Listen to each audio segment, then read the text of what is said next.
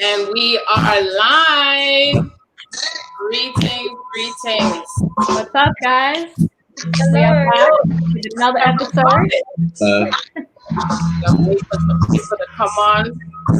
Today is what? April 29th, April 30th, excuse me, May 1st. Live in May 1st.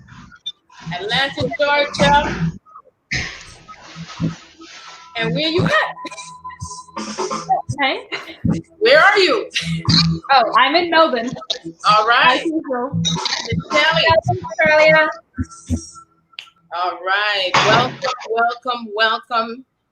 This is the Sharon Andrea Return of the Garden of Eden. I am going to hand over Paris to speak. Okay, thank you, Sharon. Hey, guys, welcome back to another episode of Sharon Andrea, The Return of the Garden of Eden, presented by It Productions. We're excited to have another episode for you guys today. We do have some very special guests with us today. We have Kellie Lee and Ta'Von Powell. So welcome to the show, guys. Thank you. Thanks for having us. Of course. Greetings. And we also have Ta'Von Powell, master teacher, divine intuitive healer, as he describes himself. This is such an exciting time, and you know, anyone that is listening to the show for the first time, the whole idea and concept of the show is based on the book that I'm doing, The Return of the Garden of Eden. My name is Sharon Andrea, and I started out with recording this book. It's an audio book, which is was moved into that space stemming from my full-blown awakening, as I call it, because I'm on a twin soul path.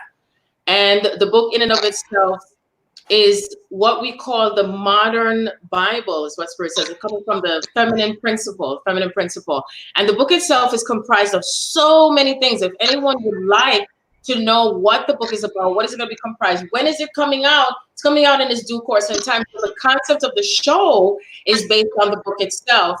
And nothing is scripted. Everything is just moving and flowing with our higher selves and everything that we're here to talk about, to be, so on, and et cetera, and et cetera. So I know many of you that have been following me on YouTube for how long that you have. Some of you may have just started out watching or listening to my YouTube channel, listening to stuff. And if anyone knows that I'm an empathic spiritual reader, I have the ability to read energy. I also speak in ancient languages and tones. A lot of times when I'm connecting to Ta'Von, it comes out, it flows, it happens. I also do past life regressions as well. Everything correlates on a daily basis to what is shifting within myself and who I connect to all the time. And so one of the beautiful things about what Spirit is guiding for, this is the third episode, and 3 is a significant number. And Ta'Von's number is number 3 as well, too, because he vibrates with 333s. He gets excited when he sees it. He sends stuff and say, hey. Oh, my God, I do. I do. Yep. And so each one of us, there is a significance to all the numbers. You know, everything relates, everything comes together, everything moves, you know, sequentially, because we are made up of the vibration of numbers, colors, symbols. We're here to embody the true aspect of ourselves. And so there's so many things that my higher self was leading me to what I'm going to talk about today. It in and of itself is special and significant, because I not only have Kellie, who has been on her journey, I would say just as long as I've been, or maybe a little bit longer. And she and I relate to so many things that are so significant and similar. And how I connected to Kellie, I think I remember, I think it was on Facebook. And I never ever saw her, never spoke to her, but my soul was drawn to her. And I felt it. I said, gosh, why do I feel like she's an author? So I thought she was an author already. And her book had not come out as yet. But at the time when she and I don't say met, I call it reconnected, was at the point when her book was just about to come out.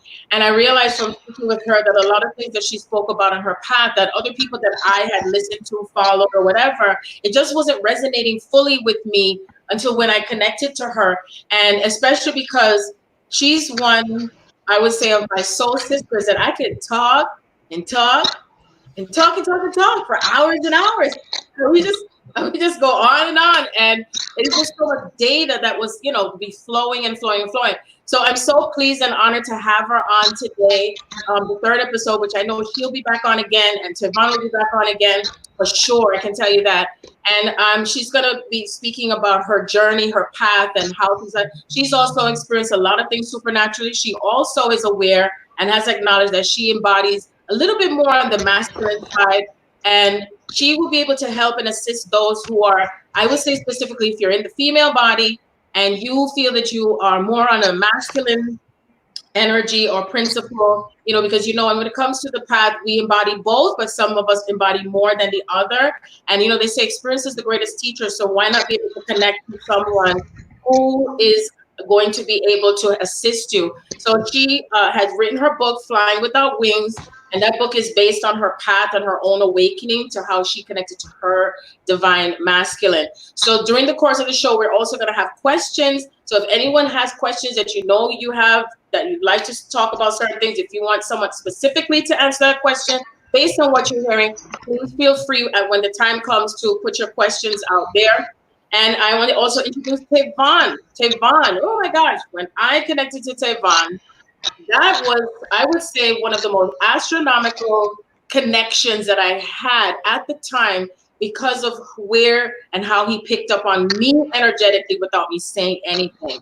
So the fact that he had the ability to do that, I pay attention. And I felt like as if he was the only one at the time that I could even have read for me, because he was reading straight into my soul. And he was one of the few, besides Mike, that said that he heard that there was a book that was coming out, and this book in of itself was going to be coming through. And he says, where are the female, spiritual warriors? Where are they? Where are those speakers? Where are they? And then here I am. And so, and then the other thing too, that he also had said when I met with him was he used to do Thirsty Thursdays. Okay. You're thirsting for that knowledge. You're thirsty for that wisdom. And when he came on, when he did his lives, it was fired up. And you're like, oh man, it reminded me of being back in church, but he was bringing in a different flavor, a different style, and when he get ready for this channel, and when I think of Ta'Von, I feel into Ta'Von, I feel that shamanic energy that flows through him. And so he's here, that he's also going to be speaking on stuff that's happened through him, like his journey on his. When I met him, he was not aware of being on the twin soul path. And I felt message, is he on that path too? And no, not everyone is. And so I look at it that we are here at that critical point of how we bring in that flow and understanding, and how we are all in the different expression of the divine feminine principle and divine masculine principle. So he is in a male body, but the uniqueness about him is that he embodies both masculine and feminine, but he's more on the divine feminine side. But at the same time, he processes both sides together simultaneously, like no tomorrow. And there's times when I felt triggers with him, triggers with Kelly. It's like they both triggering me, that masculine part that I have to bring into balance, and vice versa. Because I know I've triggered, step away from each other for a while, and so on and so on and so forth. And one of the things too, that's one of Ta'Von's famous line is that it's time to take the training wheels off of humanity. It's time for it to be over. So this live is going to be very thought-provoking, very enlightening, very intrusive. A lot of times when I have these moments with Kelly, when I'm talking to her, we're in discussion and we'll engage like all day, all night. Come back to Ta'Von, same thing. And then when it's the three with me, and I'm like, I'm in the middle. And then when it comes together, I'm like, woo, this is really amazing.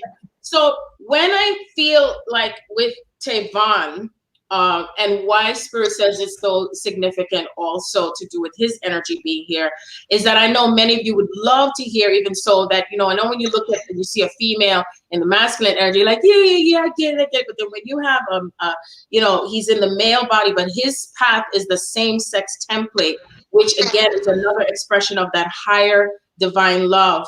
And how whenever myself, when I'm in communication with Kelly or from in communication with Ta'Von, there's something that's still showing up in the collective consciousness. And I consider us to be the forerunners. I consider us to be the ones that had agreed on a higher soul level that we were going to begin the path to be able to assist those who are reaching to that point of where we're going to be assisting others, and also how we're grounding and bringing in the new earth. If you all remember when I have done a live with Kelly, I think it was the last one I did with her on Instagram, and I announced that her birthday was 444. I mean 44, excuse me. Imagine she was born 4/4/2004. You're so young, Kelly. Anyway, so I said how interesting that she's born on 4/4, and she brings in the Aries element, and which is masculine. So it makes a lot of sense, right, with things. And whatever I had to bring in with codes, that moment, we both had brought in codes with each other when we did that live. I believe it was on Instagram and it was on YouTube as well. And we had to sit with each other with everything that was flowing through us for several days. And then I had said to her, wow, it's interesting because her birthday is 4/4, Ta'Von's birthday is 4/21, and his sign is an earth sign. And I said, I could feel that the huge vortex just opens up, and whatever starts from the beginning of whatever that portal that opened up also ushered in whatever came into the ending of that portal.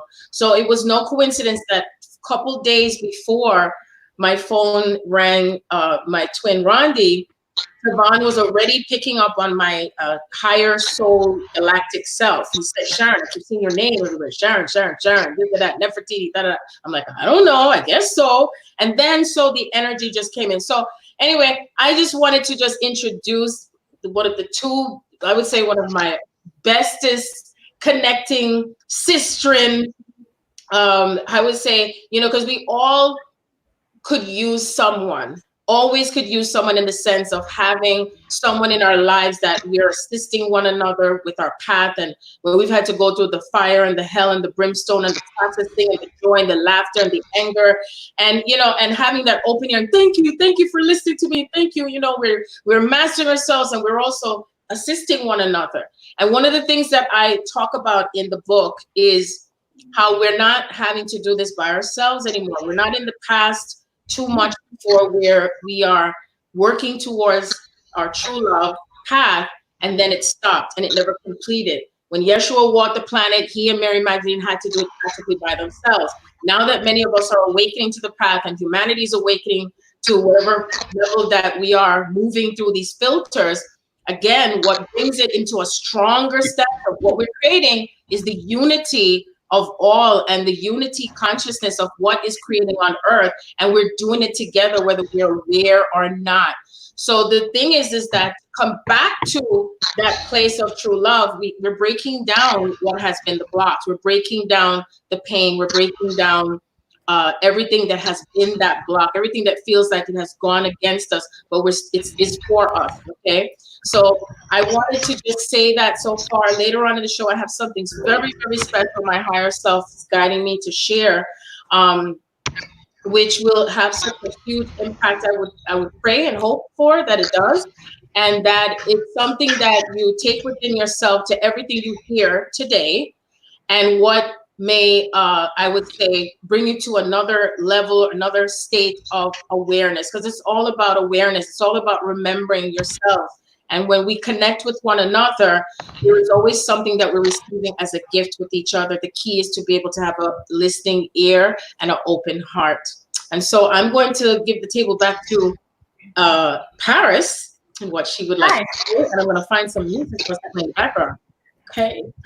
Hello. So where did you want to start, Sharon? Did you want to start, or did you want the guests? Well, I mean, it either could be Kelly or Ta'Von, whichever one of you feel the strongest to begin. Yeah, we feel ready to share. Yes. So like school, isn't it? Not really. Right. Whoever's called to share. No. Right. I don't mind. Do you want to go, Ta'Von, or do you want me to go? Go right ahead. You start. Ladies first. Oh, okay. Just getting out now. Go for it. Not really. Well, thank you, Sharon. I was getting like really mesmerized just listening to you too, and the way you say everything and everything. But I guess my journey, and you know, I'll try and keep it short because we're all on here to talk, and there's been a lot to it.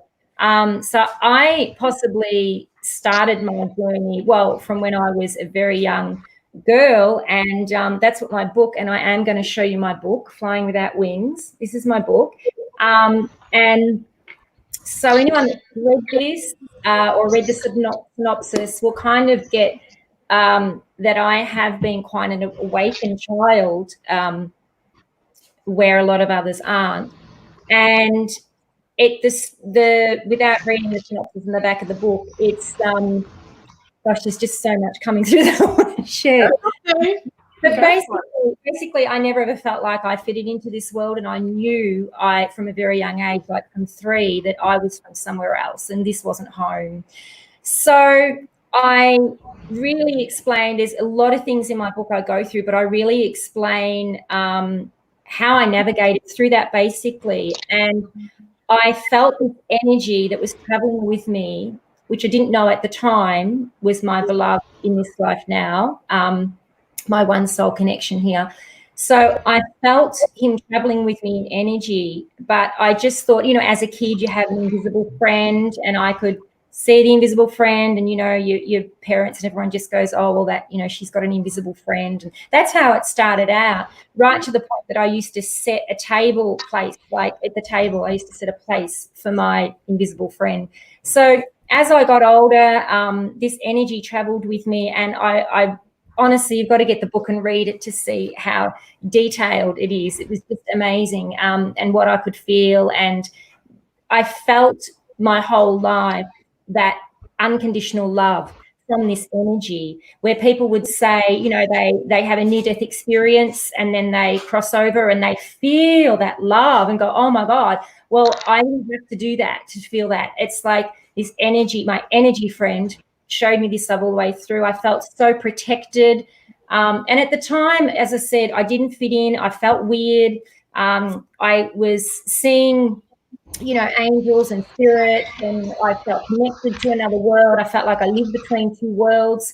So it was very different for me. So I was like in this physical body, but I could feel where I came from and everything different. I was really lucky. I had the most beautiful family that probably didn't know what the hell, who I was or what was going on, but they just gave me that unconditional love and always assisted me with my friend and, all that sort of stuff. So the book I take right through, and it's really good for children also, not fitting in at school, teenagers, all that sort of stuff. And then when I guess it was 2008 when I came face to face with my twin, so we obviously have an age gap, because in the book he was in energetic form, and then we met in 2008. So that's a long time ago. So then it started, and I'll be honest, I wasn't really awakened then in the bigger way. So I say that my awakening, even though, like Sharon will say, we're awakened to things our whole life, my true full Kundalini awakening and full body awakening was in 2012. And I actually had that when I was hugging my twin, and I didn't know what the hell had happened. And it just was like this massive explosion. And I don't know if he felt it, but I just, went to pull away, and he pulled me back in, and I didn't know what it was. And that was then where really that year, it was at the start of 2012. And that was when it was like the universe had been tapping me on the shoulder all my life. And I just thought, okay, I've got to do this. I can't keep, I've got to step into my spiritual path. But I always, one of the most important things I left out is I always knew from a little girl that I was here for some kind of role on this planet. And I didn't understand, but I knew, I had that strong feeling I was here only for that. Like I felt like I'd been here 1,000 times before, had so many past lives. This is even just from a little girl. And I didn't kind of get all the pieces of the puzzle then, but I knew that I always knew I was here for something. And I always knew that, the universe would guide me, because I didn't know, even as a kid, I was being guided by my higher self in so many ways. When I look back now, I think, oh, I've always been listening, always been guiding. But then, when we become an adult and go into the matrix world, and we take on these responsibilities, and we lose that connection, because we lose that connection to ourselves. We disconnect from ourselves to be in that external world and our external reality. So, yeah, so I always knew that. And then I guess 2012, I would say, was when I had my full-blown mass awakening of stepping up. And that's when I went on my spiritual path and started going to spiritual classes and learning to tap into all my wisdom and channeling and all that sort of stuff. Yeah, so and then it's been full on since then, basically. Yeah, so, but when I... we're done. I was going to ask you, what would you consider to have been the most challenging part of your journey since connecting to your twin on a physical level? The most challenging year for me and time was 2012, because when you talked before about me being more in my masculine energy, even though I'm a very feminine person, because again, energy it doesn't matter whether you're a man in a physical, like a male body or a female body. We both, as everyone knows, we both have masculine and feminine energy. But if you have more testosterone. and I think, from a little girl just having to, I was picked on and bullied a bit, and because of the way I was. So, and I was kind of called weird, so I think I just jumped into my masculine energy to protect myself. And so I was very introverted and quite shy as well, but I think I just carried that through with me my whole life. And then in the adult world, I was just more in that masculine energy. So from 2008 to 2012, I was definitely in that, what the F's going on here? It was like when I met him, he was more awake than me. He was very carefree and just relaxed and didn't seem to, stress about anything. He was very into nature.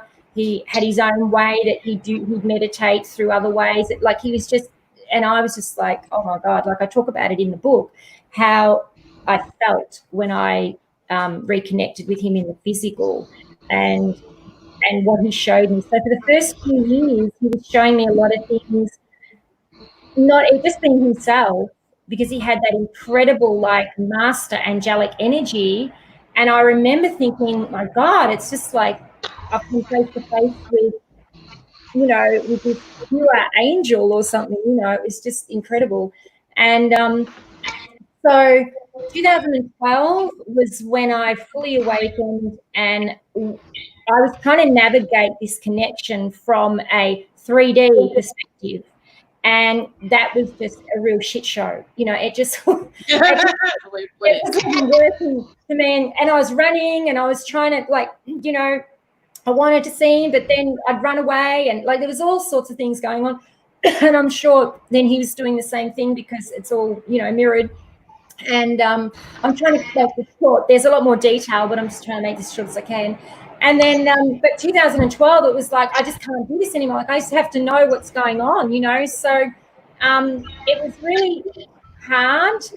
And then I didn't know anything about twin flames or twin soul flames, or, I call it one soul connections, because over the years, unfortunately, people have kind of distorted that name so much with the information attached to that. So I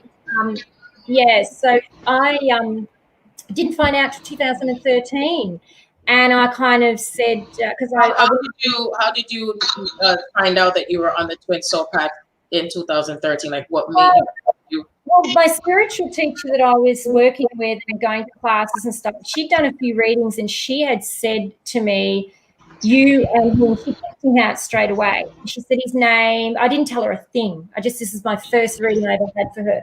And she said, oh my goodness, I've never seen a love like this before. And you've got this incredible, it's like a soul connection, soulmate. She was calling it soulmates, but she said it's just really different. And so she was saying that for a year. And then it wasn't until I just went into her to see her one day, and I just said, "Oh my God, I got to do something about this. It's driving me crazy," And she sat down and she just got this through, and it was almost like I was ready to hear it, like Spirit knew I was ready to hear it.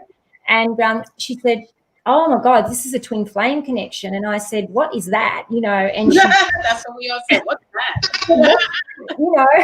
And I said, "I only ever heard of soulmates." And she said, and then she said, "Well, I actually don't know a lot about it," but she said, "I know it's a deeper connection and different to a soulmate." So I went home and she said, "Just go home and Google it." So I went home and Googled it, and Spirit guided me the whole time, because the very first thing that came up was a blog, an article, which was perfect. And it was on twin flames with age gaps. And I was reading this woman's blog where she had like a 15 or 20-year age gap or something with her twin. And honestly, I read it all, and it was just like someone could have followed us around and wrote a book on us. Like, it was just us. Everything she wrote was just like what I'd experienced. And, the checklist, the twin flame checklist. checklist. The checklist. I'm like, oh my God. I finished the article. I'm like, oh my God, no doubt in the world that that's who we are. And so I think what the first 4 years, I think why I kind of ran and danced around it, and that is because I never realized till I wrote my book about my friend that traveled with me, that when I came face to face with that energy, I remembered the energy. So it was very impactful for me. And I had to go through, like, the book was very therapeutic writing that. I went through a lot of healing writing that book, because it showed up a lot of blocks I had. It showed me that I was more in my masculine energy. So the last few years I've really been working, I don't like to use the word work, but I say I've been creative and productive in really working through my feminine side, and really reconnecting with that feminine energy. And what I've found is that after I've coached a lot of women, a lot of divine feminines over the last 6 years, and I don't think so. If any of you are listening to this now and you've been coached by me, please don't think I'm judging, but I don't think I've ever coached maybe one that was in her feminine energy. All the others were in their masculine energy. And I found that a lot of women, with society, and what's happened is a lot of us are more in our masculine energy than our feminine energy. And if you are on this one soul connected path, like a true path, because it does work different if you're just with a primary soulmate and you don't share that soul, because obviously you don't share a consciousness and an energy field. So it's very different. But if you're on that true one soul path, then you have to really, you have to navigate and balance in that deeper masculine feminine energy. So for me, I did a lot of the work on my feminine, but then what I realized is in the last 6 months that was all great, but then I wasn't open to receive, because the feminine receives, the feminine energy receives, it's receptive, as we all know, and the male energy is the giver. So I probably should say too that my twin was more in his feminine energy. So a beautiful, like, masculine man, but in his feminine energy, and just calm. And so when you look at the energies, what they represent, the masculine and the feminine, I'd be like, oh goodness, that's me and that's him. You could see that he had all the traits of the feminine energy between us, and I was the masculine. So, we had to sort of flip that. And so that's what I've been working on a lot over the last couple of years. And I think a lot of divine feminine think, oh no, I'm in my feminine as well. But you have to be open to receive, and therefore you have to release any fears you have, because the reason that people won't open to receive and be receptive in that energy is because they have fears, and they might get through a few fears, and then another come up and another come up. You have to be completely in that unconditional love, which is receptive as well, not just saying, oh, I'm giving unconditional love, I'm doing, it's got to be, I'm fully open with no fear to receive in that unconditional love. And for me, I had to, that meant that I say I have to, but obviously this is part of my growth. So for me, as I went deeper and deeper, it was amazing because I just realized that even though I wasn't in any pain and I was, happy, I wasn't holding on to that pain like a lot of other feminine do, and as we do, and I've been there, when you come through the process of this path. But I felt that for the feminine, and this is very important if they're out there listening, whatever your counterpart has done, or if they've been with others, or whatever's happened, it's about fully embracing that as well, and understanding that you both are on your path to where you are to union together. So it's you can't be, cutting them out. You can't be, like, you know what I'm saying? You which is what Sharon and I used to talk about when we got together, because I couldn't relate to a lot of divine feminine on this path, I'll be honest, until I met Sharon, because all I kept hearing was they would call them narcissists, or they would say they were this or that or whatever. And I'm just like, I don't feel like I have a connection like that. I don't feel that at all with my twin. Sure, I'd been hurt and I'd hurt him, but I never once kind of would call him names or wish we would have had this connection or anything like that. And I was listening to all these other divine feminine talk like this. So there was a point where I wondered if we were, this connection, or if it was something different, because there's a lot of people out there that will say twin flames are this. And I was looking at that going, well, I don't feel that way, but this is why I now say one soul connection, because it's very different. And I think, in my opinion, and yes, this is just my belief, but it's also what I've been shown by my higher guidance, my higher self, is that there isn't as many on this path as we think, and that is out there. And a lot are on a path with a primary soulmate, or someone that still might have that mirror. So I can understand they're looking at it going, oh yeah, like it's a twin flame, because they'll still have some similarities. But don't lock yourself into that, because the one soul works very differently to the other. So if you're trying to say this person's my twin flame, one soul connection, and you're trying to navigate it like that, then that's not going to work, because that's not what it is. Do you know what I mean? And then they go and put out all this negative feedback, in forums or in blogs and stuff like that. And people get really confused what this connection is. This connection is the most beautiful thing that God will ever give you, divine source, whatever you want to say. You are here with this one person that is in that physical form traveling with you, that is you, right, in the masculine, feminine form, whether it's same sex or whatnot. But this is the most incredible gift you'll ever have in your life for eternity, to have this experience and walk with this person in this lifetime, to help bring in new earth, to bring in that unconditional love to the planet. And it is the union between the two. People say, oh, they don't need to be together. That's bullshit. You're here to do this together, because whilst your light is lovely and activating, right, it is a million times better and more powerful when the two of you come together. And when you activate, because when you come together, you're activating other codes and things within yourselves, okay, and you're pouring that's rippling out to the world. That higher divine love, because you and your twin, your one soul connection, your beloved, whatever you want to say, you represent that God. You represent God. You represent that God energy and that God power, yes, and that God source. You're super powerful. So that's why, there's a lot of indoctrination out there into this twin flame path, because people don't want us to have that power. They don't want us to come together to have that power, because it's going to blow that shit out. You know what I mean? So, but you know what my motto is? Tough titties. Tough titties.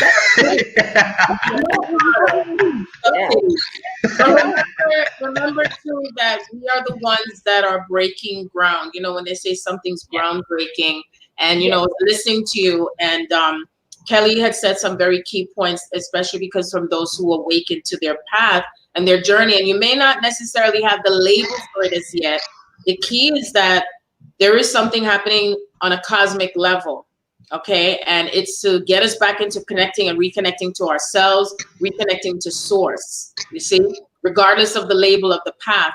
And I know for some, when they awaken, they wonder and say, well, that person's not awakened too. And I tell you that they are. They are very much awakened as well. And that was one of the things that I used to hear a lot. And I wasn't resonating with that. I was not resonating with saying my twin was not awakened, because when I connected to him, he said some things that I have never heard any masculine male person ever talk to me. He engaged when he looked at me. He would always contact me on video phone. He looks me straight in the eye. He talked at me. He was engaged. Absolutely. Yes. Absolutely. And also he was repeating a lot of things that I said, and yet and when I went into his apartment, he had things that were similar that I had. And I was like, what is this? I was like, wow, this is fascinating. And I was like, wow, he even had a candle that I bought at the airport in Bahamas. And I was like, where did you get that candle from? He's like, oh, I got it from the Bahamas, because he was traveling at that time. He was traveling a lot. What are the chances that he got the same thing that I got? So that's the difference with those who are on the twin soul path. And regardless of whether it's the higher, I call it template of twin soul, true twins, the one that bring in the principle of the 144,000 codes. It's not 144,000 people, okay? It's 144,000 codes, because you're activating the Christ consciousness that connects to the 144,000 codes.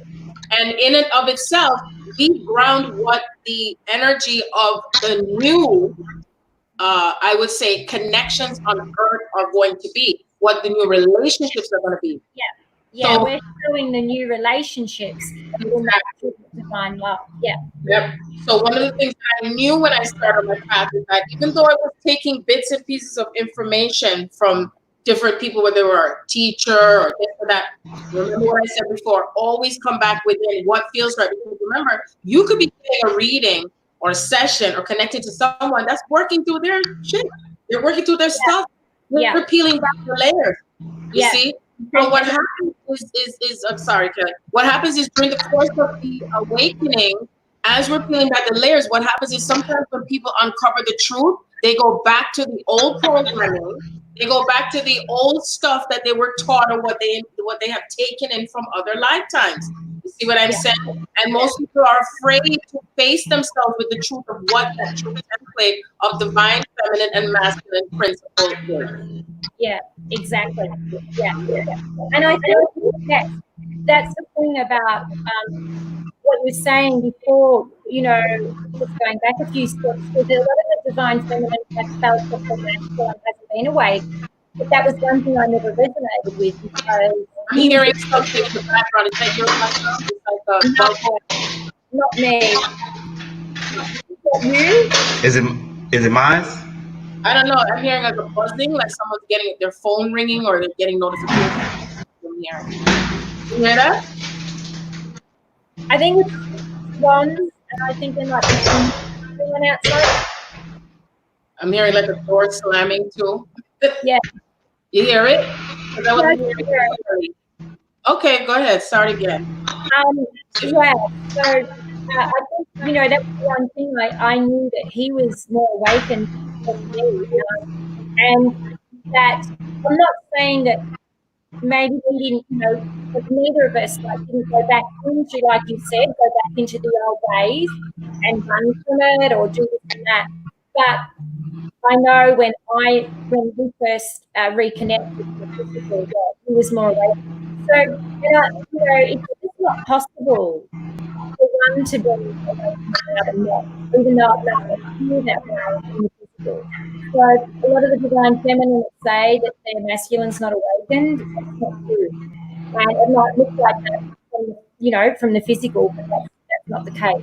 So, and I think that it wasn't until I met Sharon that she really, and I'll be honest, I was at a point when I met Sharon or reconnected with Sharon that I wasn't talking to anyone. I didn't have It's like noise. I don't know what that noise is. It's hard to hear.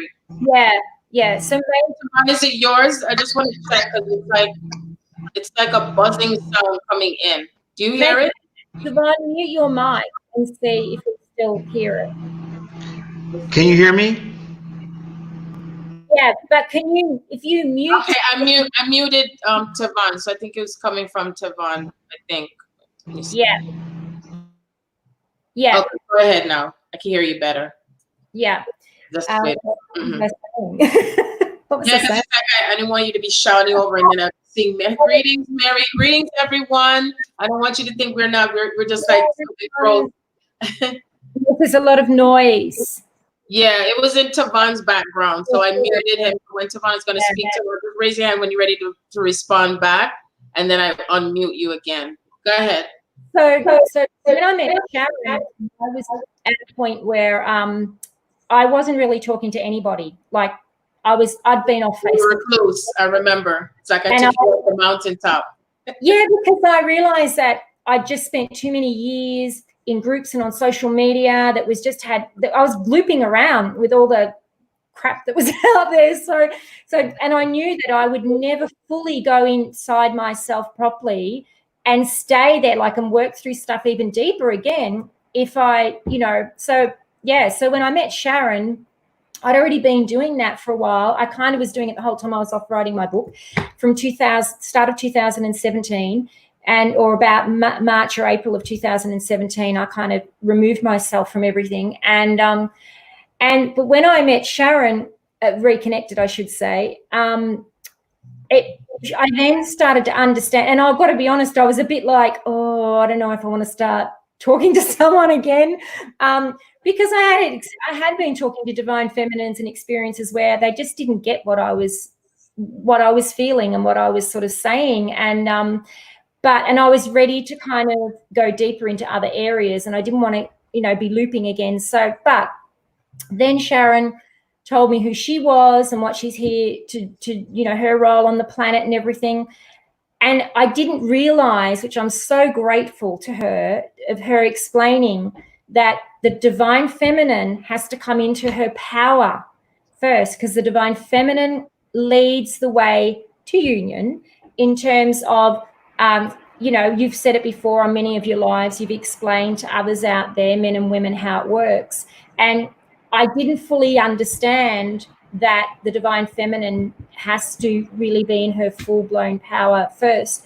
So she helped me to actually push through that, because I was kind of feeling a bit like, because to me, I could feel that we do this together, which you do it together, definitely energetically.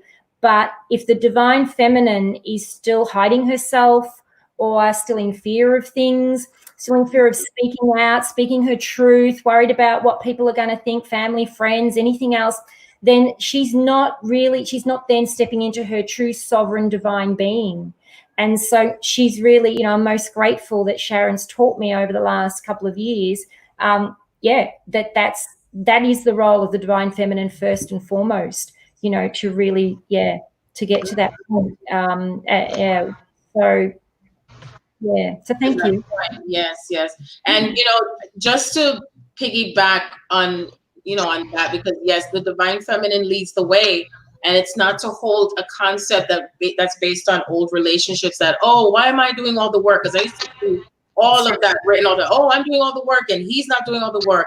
Or we say, she's not listening to me. And because there are some who are in the male body that are what we call, in all intents and purposes, when we say the other person's more awakened, is because you're receiving all the downloads, you're getting more of the messages, and it appears as if your divine masculine or feminine is not, when in actuality they are. It's just going to show up silent in your end, because they are experiencing things simultaneously as you are. I actually calculated, based on my physical things that I was seeing and the spiritual energy itself, that a lot of things that I experienced, it happened within 24 to 48 hours on my divine masculine side. And then it goes back and forth, because your divine masculine, in all intents and purposes, of those who are in the feminine, more of the feminine energy, is going to trigger you to bring up something to the surface. and to activate you. Yeah. Okay?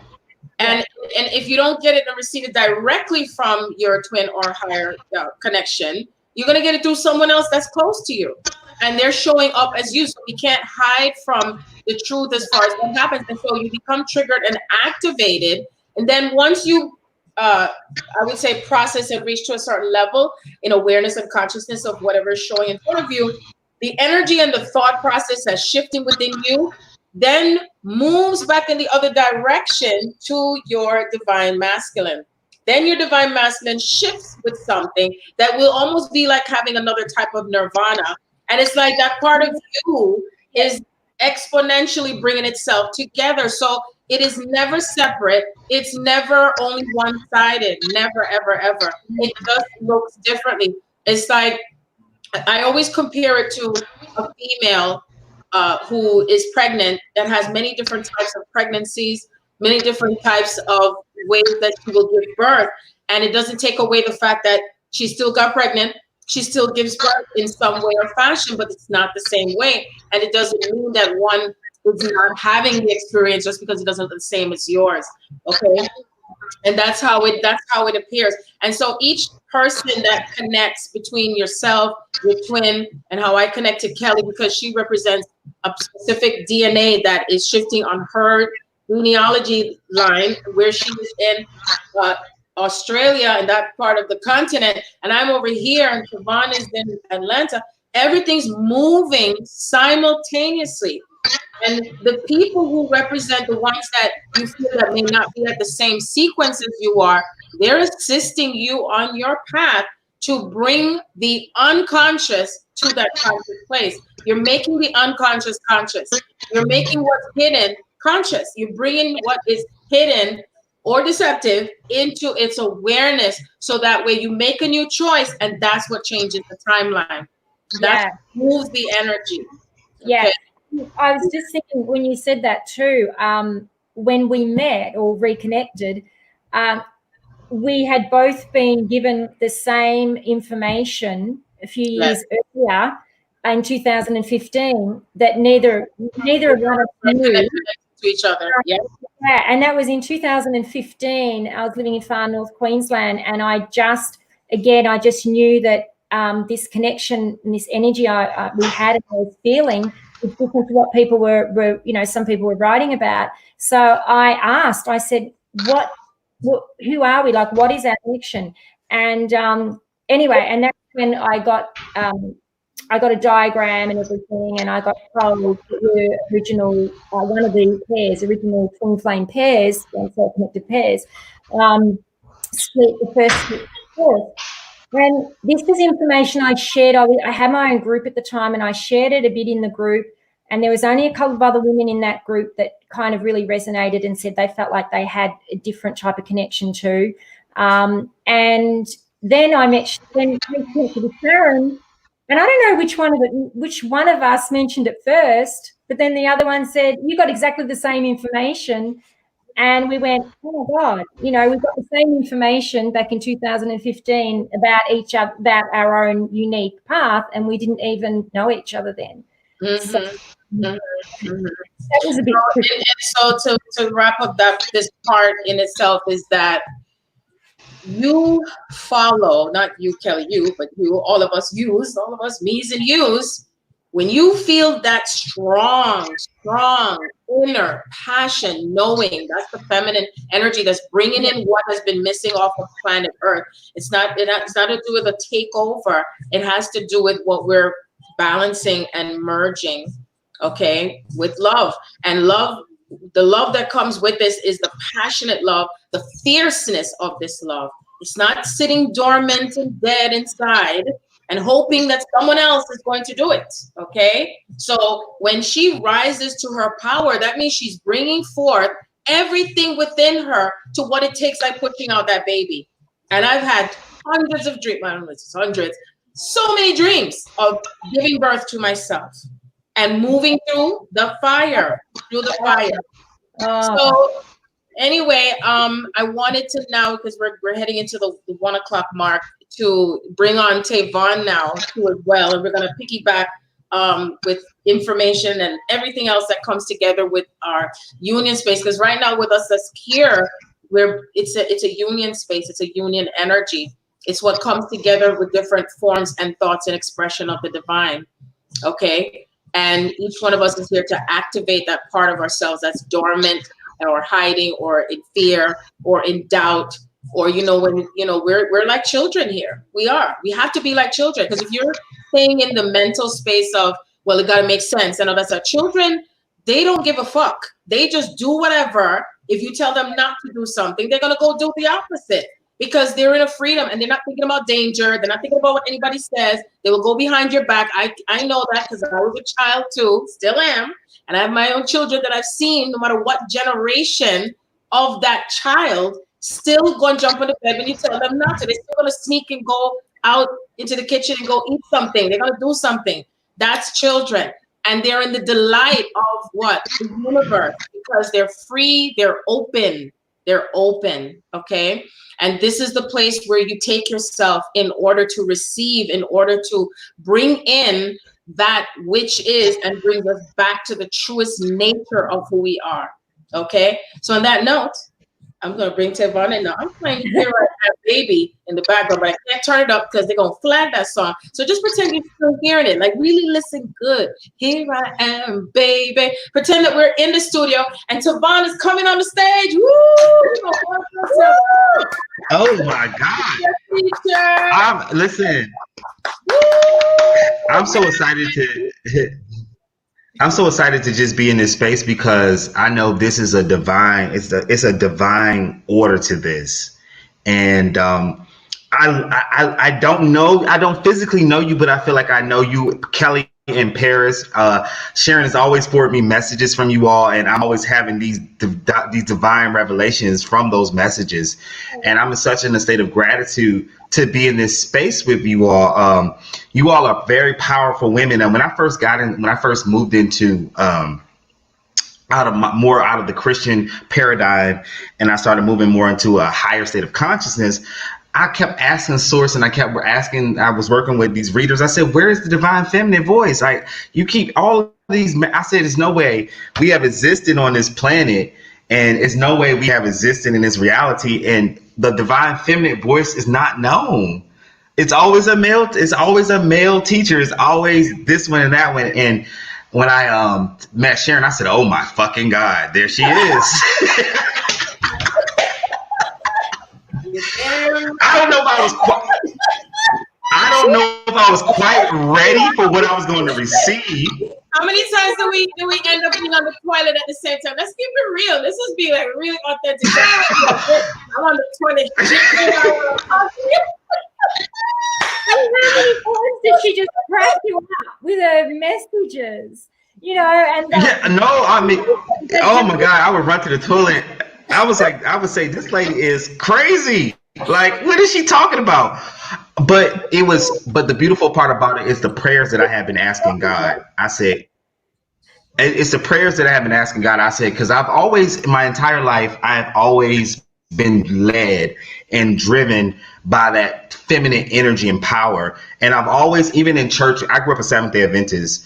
And I ended up going to the Baptist church, but I always questioned, why are these women being so suppressed? Something in my countenance, in my being said, this is not divinely order.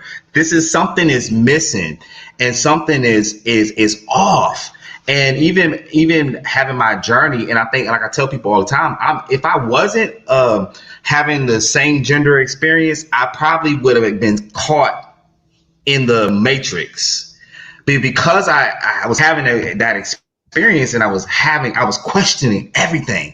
I'm like, God, this does not make sense. When I would read the scriptures, I was like, this does not make sense. I would have these inner conversations with God, and I would feel in my own countenance, I would feel like, God, you fully accept me. But based upon what I was taught, based upon what I was given, it did not make sense. It was like it was a contradiction. So I would keep going deeper and deeper and deeper. And I never forget, the Spirit is leading me here. I was in college, and I was sitting I had went to summer school, and this is where God had started shifting me away from the church and started opening my mind to other dynamics of truth. And this guy came up to me and he said, you know, like, you're just as powerful as all the rest of the master teachers.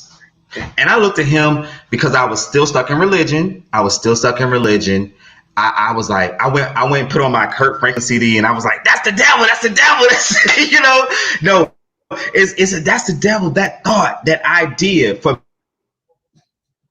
and me to believe that the fullness of source creation was in me, as me, and expressing through me.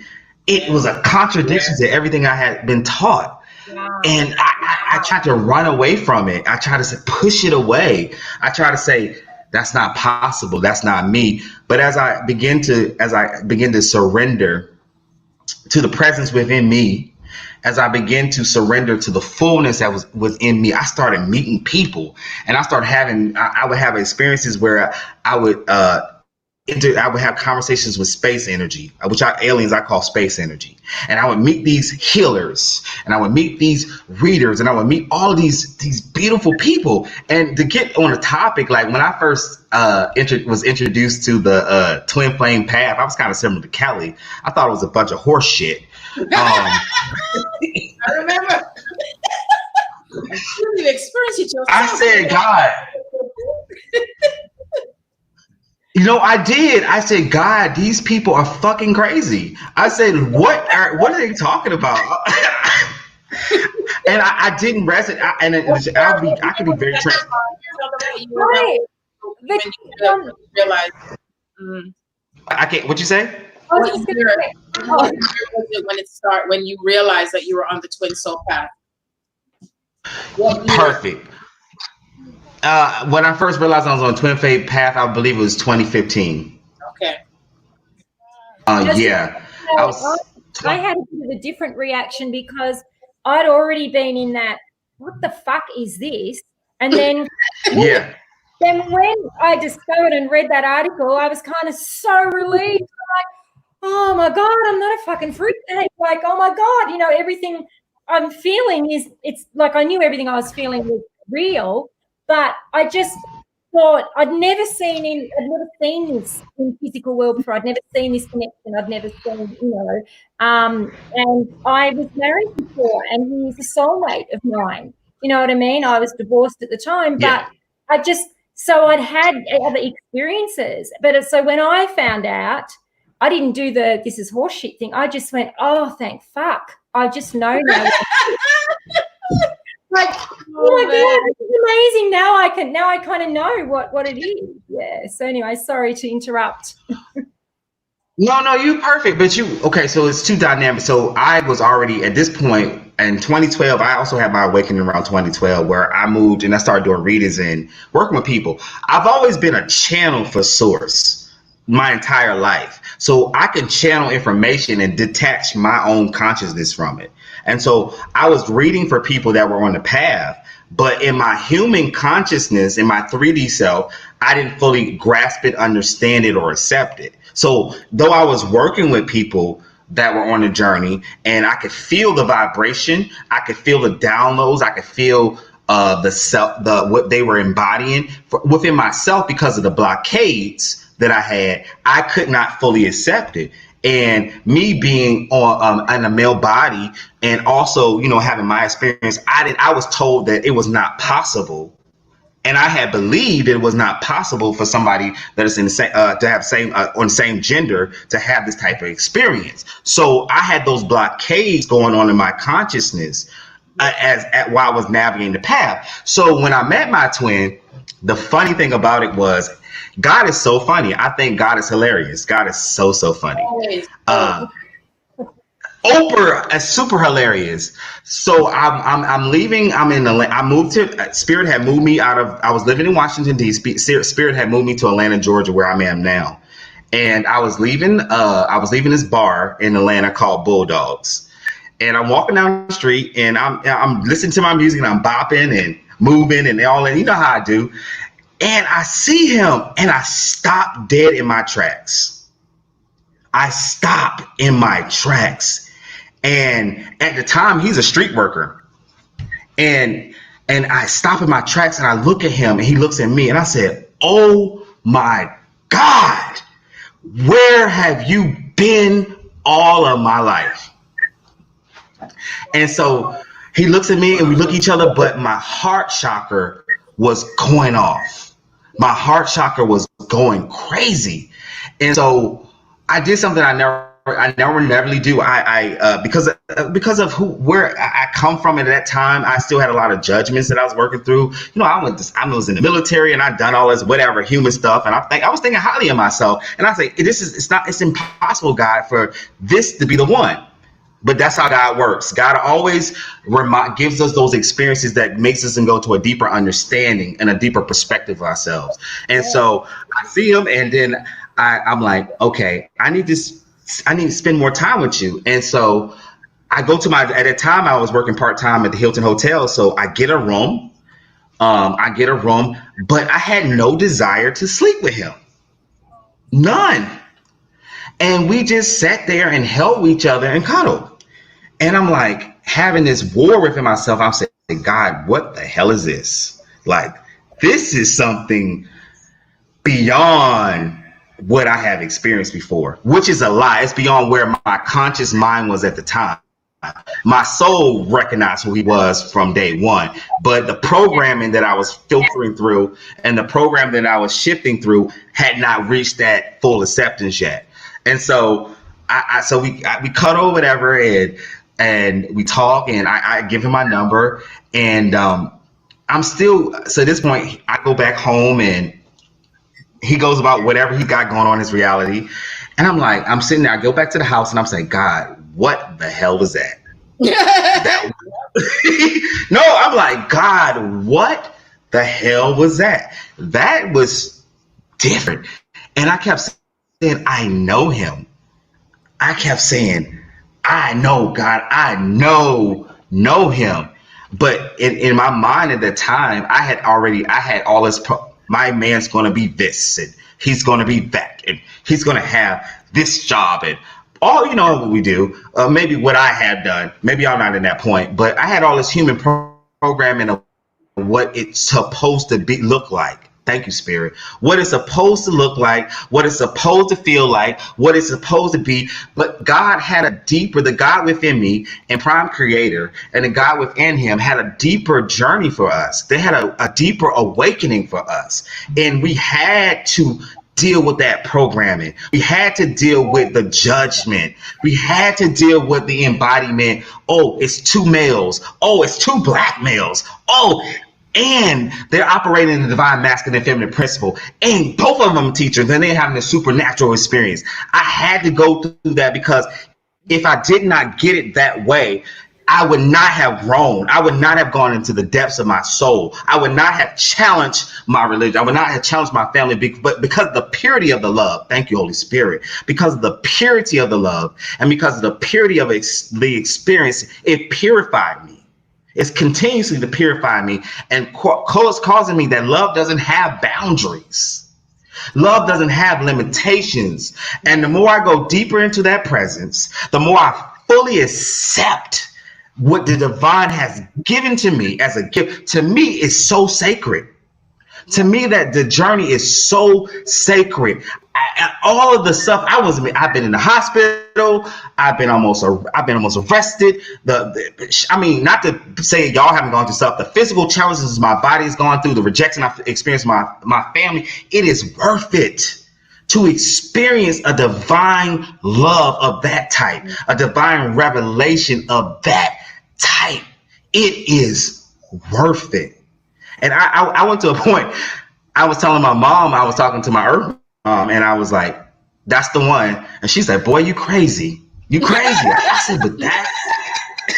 I said, that's the one. And then she paused one day to me and she said, you know what? Love is just like that. And so for me, so that was the first part of my journey. And so I'm going to fast forward a little bit. So me and him were kind of going back and forth because he petty, I'm petty. And so we'd go back and forth. And the time he was working and he would get sick or something would happen to him, he would call me and he would like, Ta'Von, could you bring me could you bring me some, I'm an herbalist. So he was like, could you bring me some herbs? And I'm like, okay, I'll bring you something. So I would bring him concoction and I would like, and then he would heal and then he would tell me how to make it better. And I'm like, who is this man? I had never experienced somebody that actually saw me fully. Yeah. Like they saw the totality of my being. You're naked. Oh, go ahead, Sharon. You're naked. Yeah. That's all fantastic at first. And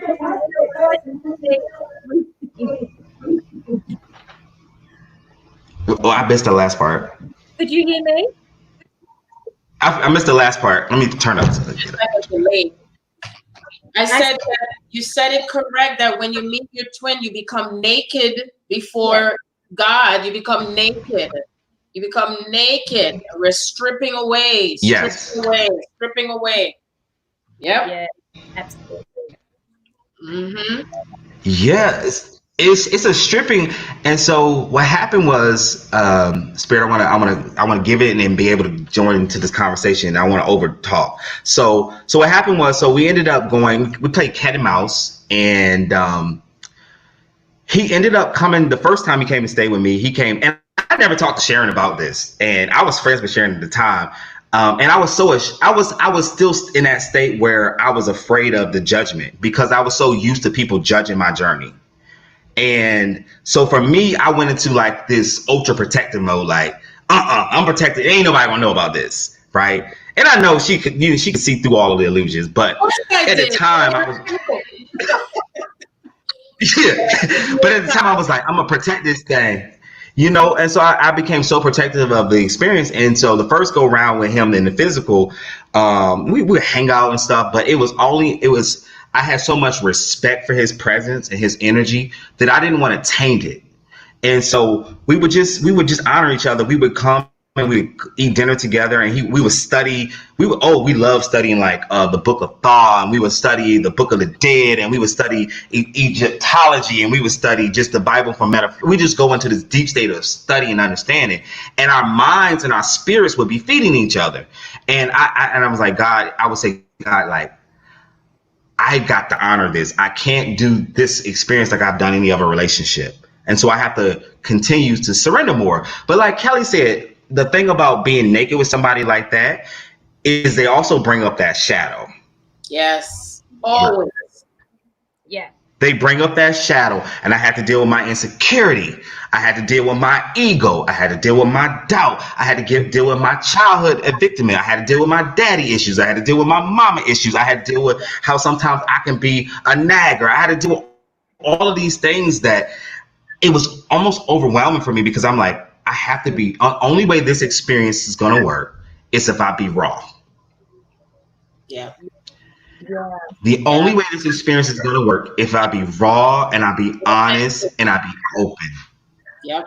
Yeah. Yes, and authentic. Very important to be authentic and raw. Yeah. Yeah. Yes. Yeah. And so we end up getting, actually I had a reading with Sharon. I don't know if I talked to Sharon about this, but it's coming out here tonight. I had got a reading with Sharon, and she was like, you need a little bit of separation right now for whoever you're talking to. She didn't know it was him. And so I was like, oh no, I wasn't physically ready for that, but it really wasn't. It's not, I have learned to see it differently. We are never separated. Yeah. We're never separated. Sometimes we need to prepare not in the same physical space. Yeah. Not in the same times, the energy can be a little bit overwhelming. And until the density of the planet, which thank you, CV19, as the density of the planet becomes better and vibrates higher, it'd be easier for us to sustain that frequency in a collective space. But sometimes we think God is, well, I wouldn't say punishing, and we think it's something bad when we go into a state of separation, but it's really a state of preparation for reunion. And we need to experience things sometimes in the illusion of separation without our divines, even though in the truth, they're always there. In truth, they have never separated from us. But sometimes we require that space of being detached detachment is so huge on this journey. Being detached and going into a deeper state of trust and being a deeper state of awareness. So after that experience, we went into a brief state of separation, and I got annoyed. This is where I went to my annoyed stage, because his brother got murdered, and his brother would come talk to me all the time. And his brother was like, listen, and he's like, my brother like you. He wants you. He want to be with you. And I'm like, okay, well, stop talking to me. I don't want to talk to you right now. His brother would come to me and like have these. He was like, I'm going to put y'all back together. And I'd be like, no, leave me alone. And then his mother's higher self would come and speak to me. And then his sister higher self would come and speak to me. And then I would get these downloads for him. And he would blow my phone up. And I was like, I was like, stop calling me. So I guess I was a runner in that stage. I was like, stop calling me. And he would call me and he would call me, and I would just, okay, Spirit wants you to know. Spirit will want you to know. Spirit will want you to know. And I would just tell him, and he would just laugh at me. He laughs at me. When I get like in my little ego, he just laughs at me. And so one day I had started talking to this other guy, and I really needed, I felt my heart chakra, I had really felt the need to connect to him. So I called him and I said, can I come over to your house? He said, absolutely. And so I go in his house, and I was more open. And when he touched me, and he just held me and hold me. When he touched me, I was like, and I felt the energy, that Kundalini rising going through me. And I felt the energy going through the entire essence of my body. I said, this is the one. I said, God, I accept it. I don't understand how this is going to work out. I don't understand how we're going to piece together all of this stuff. But I said, I know that I know that I know. Yeah. This is the one. You just know. Yes, it's a knowing. You don't need any validation after that one. You know, and you're sure, within yourself. You know what I mean? Yes. And I feel like the more you connect to the unseen spiritual aspect of the journey, the easier it is for you. But if you hold on tight and focus more on the physical, then it becomes a little bit much more challenging for you. That's my absolutely. Yes. Yeah. Yes. Yeah. So what would you say, Ta'Von, has been the most challenging part of your journey as you had to surrender? How many times have you surrendered to your journey? How many times? Can you count?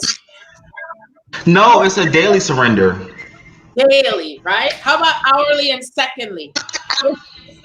Hourly and secondly, because I talk to me, sometimes I can't stand that. I can't stand that nigga sometimes. Sometimes I'll be all in my emotions and my feelings and my pride. You can't stand yourself? You saying you can't stand yourself? Yeah, sometimes. Oh. Yeah.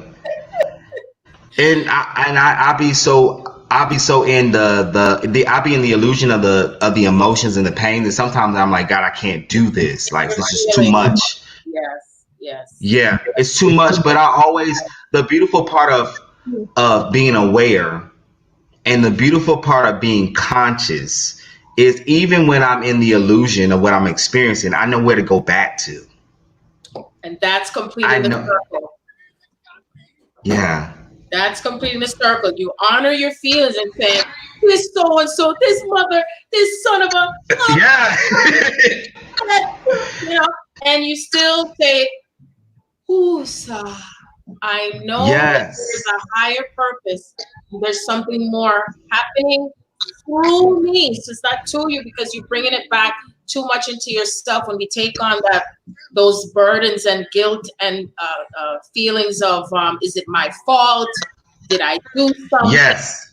And then the need to want to control how you want them to respond, and why, Yeah, absolutely. You know what I mean? So I always say it's happening through me. And what a beautiful gift that our divine masculine gives to us. What a beautiful gift our divine feminine gives to their divine masculine. Because if it wasn't for the way how it plays out, so to speak, then where would we be right now? We would be still stuck and programmed deep into that core of the programming. You know what I mean? And I feel one of the biggest blocks that we've had to move through is self-love and value. Would you agree? The value, how we value ourselves, and really love and going deeper. Every time you feel you want to go outwardly, then that's your higher self saying, "Go deeper." Go deeper again. Absolutely, absolutely. I'm gonna tell two stories real quick concerning my journey. It just took me to another plateau. And me and Sharon had never had this conversation. So once I had moved into, I'm gonna hit on a real quick, Spirit. Once I had moved into a greater state of acceptance, he ended up moving in with me again. But this time we both were in a more surrender state. And this is where the magic started to come in. And this is where the divine intimacy comes in. And Sharon always talks about the best downloads, the best sacredness is in the bedroom.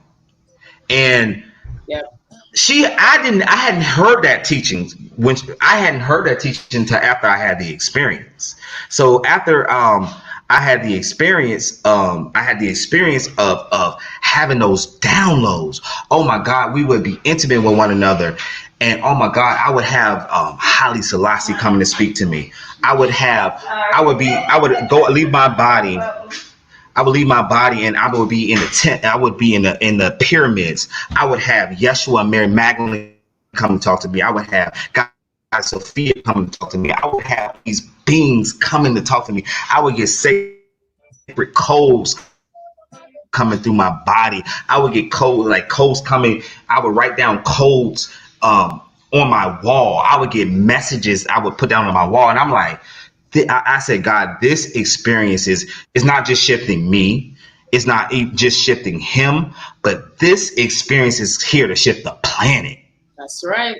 So God, this experience is here to shift the planet because there's a higher awareness coming through us. Yeah. Together. There's a higher awareness coming through us. And I had together as one energy. Emphasize again. I don't mean to interrupt you. The scheduled programming. No, speak, ma'am, speak. Together, not separately, not another lifetime. This time. Yeah. Yes. Time.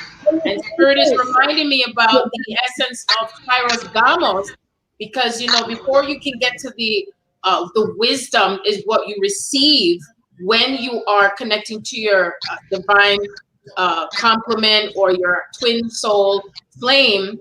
And what happened is those poles come in, and when it merges together, it brings on this element on the earth. You see, and that's what's creating the event. So the event started already. What Spirit showed me through the code C thing, right? Yes. I'm using wisdom. Yes. I'm not gonna call the full name because they're flagging. You know what I'm saying? Gotta use wisdom always. And because that's where telepathy comes in for us and what we are bringing together. Because remember, there's the subliminal programming running in the background, the foreground, the sideways as well. And as you're moving through a higher scale of your awakening process, as they're showing me, and when you come into the awareness of what that sexual energy brings in, okay, and the sexual energy itself is going to be the entire embodiment of all of your chakras igniting through that code of the 144,000 of that energy, that light, okay? And so each time you're going through these layers, the light's going to shine through the darkness. The darkness is going to also be aware of itself through the light, and the light's going to be aware of itself through the shadow and the dark. Always remember the principle of the yin and the yang is always in motion. There's no such thing as, oh, we're going to get over this. Oh, it's going to go away. Oh, no. That's the union. And see, many times people tell you to step away from the darkness, step away from the shadow, or they make the shadow look like as if there's a devil created out there, religion. And then also that with the feminine, that she's not to speak up, right? That you're supposed to just let it be in this direction. And it's not that you are speaking up because you're dishonoring someone. It's actually honoring you, because that's what has kept us stuck for so long. You see? And so it's imperative to keep remembering your purpose, your soul song. I'm going to go into the soul song later, a little bit into this, because Spirit is telling me it's going to be so, I would say, soul provoking, soul how do I say, expanding for you in remembering your soul song. So then, Ta'Von, what you were saying again, what that experience was like for you, because obviously it brought you to a level of surrendering to the divine will, that even though you thought, they say he who feels it knows it, right? You don't know what something is until you experience it for yourself. And when you experience it, well, I'm happy. Different than what you know. Yeah, but the beautiful thing what Spirit did for me, and I'm so thankful. If I had, and I was speaking to Kelly Point, I couldn't stand the twin flame groups. I ain't gonna get into that energy, but because I had the experience myself, because me and him had the experience together, and because I went to so many depths within it, now I can come into the arena and say, well, I know this.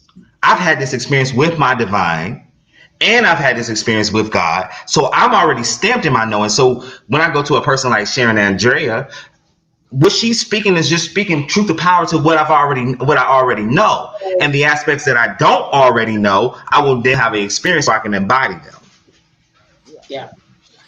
But having that experience by myself, now I wasn't by myself because you all were there, because we are all one energy. But in the illusion that you weren't there, having that experience with him and the divine is so sacred. It was so necessary for me, especially how stubborn both of me and him are. Like it was so necessary to have it in that way, because it stamped a knowing in us. No matter what physically shows up, no matter what illusion shows up, no matter what illusion of separation of this or that shows up, we know that we have a divine mission, and that there's something about us coming together. But we are already one energy, but us coming together in the physical and penetrating in the upper rounds of spirit and pouring out that into this round, it is life altering. It is world altering, and it's supernatural. And I'm in a greater, even in having a conversation with these beautiful divine feminine women in here, I'm in a greater state of acceptance of that. I'm in a greater state of allowance of that.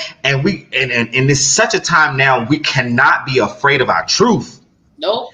We cannot be afraid of our truth right now. We have to embody that wisdom that we store within us. We have to divine that light. We have to embody that sacredness that's in us, because we are the forebearers, the 144,000 codes that Sharon always speaks about. We are the forebearers to change this planet and to change this earth into a new dimension. That's right. And the time and the illusion of time is now. And Spirit's been pouring this in my prayer time, in my meditation time. Put the foot on the gas and press that motherfucker. That's right. This is that divine wisdom. It's gonna push us. This is just this little illusion thing. Spirit speaking to me now. This little illusion that we're going through right now is step uno of what's the planet gonna go through. Mm-hmm. Yep. Because you remember when I had said that it was coming, that it was going to be another massive amount of awakening, and we're the ones that's going to be ready for it, because everything else around us has to shift and come into its alignment to bring in our energy of everything that we are creating and co-creating on Earth. See? Very, very important. Absolutely. I just want to say something before I close, that anyone listening to that's on this path, to just make sure you go within yourself, not to be listening outside all the time of what other people are saying. Because when Ta'Von was talking, I was just, going back to, and I was going to ask him a question of how he felt with the power of the energy, because I know all of our path is different, okay, and all of our connections are unique. Obviously, there's certain things that we feel that others feel more dominant than others, or whatever, or at the forefront. I know for me, even when I was older and I had hardly done any of my inner healing, I could feel the power of our connection, and like he was in me, in my body, in me every minute of the day. I could feel our energy so powerful, even when I was in my head and I was running, or I was, I wasn't necessarily always physically running, but I was running, you know what I mean? And so and I've felt that all the way long. And then when you do your inner work and you get to that deeper self-love, etc., and you really just come down to the present, and you're embodying, more of yourself, etc., and just going deeper, then you just feel it.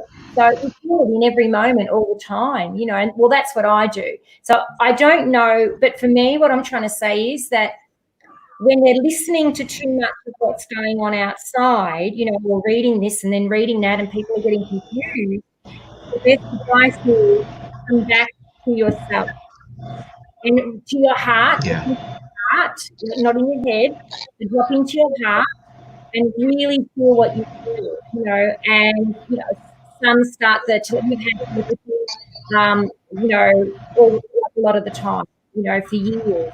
Some start to telepathy going.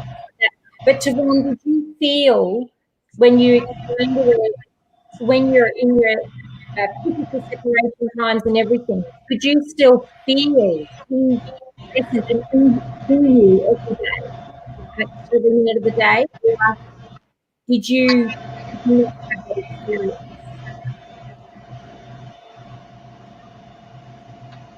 Did it pause? Not. No, we're here. Oh, okay. Oh, what was it? You asked me, did I still feel? Can you say the last part one more time? When you feel, first, felt that explosive energy, you knew who he was, blah, blah, blah. So even when you're in physical, when you're in physical separation, did you still feel that you were feeling every day in you, like in your, in your whole essence? I don't think you can feel that. Okay, so I'm gonna answer as best I can. So he's got some noise. Is it mine? Yes, yours. Is it still mine? Yeah. It's a damn soda machine. I'm sorry, y'all. I had to come downstairs. So. Oh, okay. All right. Can y'all hear me? Let's see if I can turn the mic up. Yeah. Hold on. Did you hear Kelly's question? Okay, because I can mute you, let her say what she's saying, and then come back to you speaking. Did you hear her question? Yeah, let her do. Let her say it one more time. Okay, so I'm gonna mute you out and then have her. I know he's gone. Oh wait, I'm bringing back. Sorry. Okay, go ahead. Okay, is he muted? Okay, go ahead, Kelly. Say this. Okay, so you can hear me, Ta'Von? Can you hear her, Ta'Von? Okay. So you said when yes. So when you were talking about your experience, like from the start, and then you had those times where you're in physical separation, did you still feel the power of the two of you within you every day? Like you could feel him in you, and it was always there. Did you feel that? Or did that take some time to get to that point? Do you understand? You heard her? Yeah. Okay. So answer the question. That is an excellent question, and I'm going to be very transparent. When I'm in alignment, can you hear me? You laughing what I said? Yeah. Can y'all hear me? Yeah, man. Go on. Mm-hmm. Okay. When I'm in alignment with my heart, and when I'm in alignment with the divine truth, I feel it like I'm breathing air. I like that. Yeah. That means that it's natural. When I'm in alignment with my heart. Yep. When I'm in alignment with divine truth, I feel him, smell him, hear him like I'm breathing air. When I am processing or going through, or am I stuck at somewhere, I do not. It's a blockade. So that's the honest truth. I will tell you recently, especially before I had this communication, I've been feeling him, like he kept telling me, I'm coming back home. That's what he's been saying to me in telepathy. I'm coming back home. And I keep having visions of our ceremony. I keep having visions of the conversations that we're going to have. And what's shifted is I have accepted my divine truth on another level, which means when I do that, again, automatically, because we are one energy, he does it. And so it allows us to exist on a higher plane. And so, yes, when I'm in alignment and when I think from my heart and not my head and not my ego and not fear, I feel like I'm breathing air. Yeah. Like, it's like I'm breathing, literally like I'm breathing air. Well, you know, it's like you think of it like the planet for billions of lifetimes has been used to having controlled relationships and control with, you know, what we do in life, you know, not being able to experience that true essence of freedom. So we had to bring ourselves into the lockdown that we've already had before anyway. So even though you might feel that you're on lockdown, no, you've already been locked down wherever you go, whether you're at work or you're at home. You've already been imprisoning yourself anyway, you see? So what better way than to come back to your freedom by being locked down now in the physical and emotional and mental. So you can now break free, separate yourselves, but still be in awareness of anything or anyone else or anything else around you, and still being able to identify and re-identify yourself and how you connect to true love. You see? So I call it, as the divine has it, like the dangling carrot is always coming back to your beloved. And always remember, your beloved is you. It may seem so, I don't know what's the word, weird to think that you have someone else out there that's you. I always wanted to be a twin. I said, can you imagine if there were two Sharons? How exciting that would be. Can you imagine all the fun that I would have? And I already have fun now just as this Sharon. So when I found out, I was like, oh shit. When I found out, I was in a whole different space. I was like, oh my God, this is so exciting. This is so galactic. This is what, you know, that's me. I was just really, really excited. And then when I saw the list, I was like, oh, that makes sense.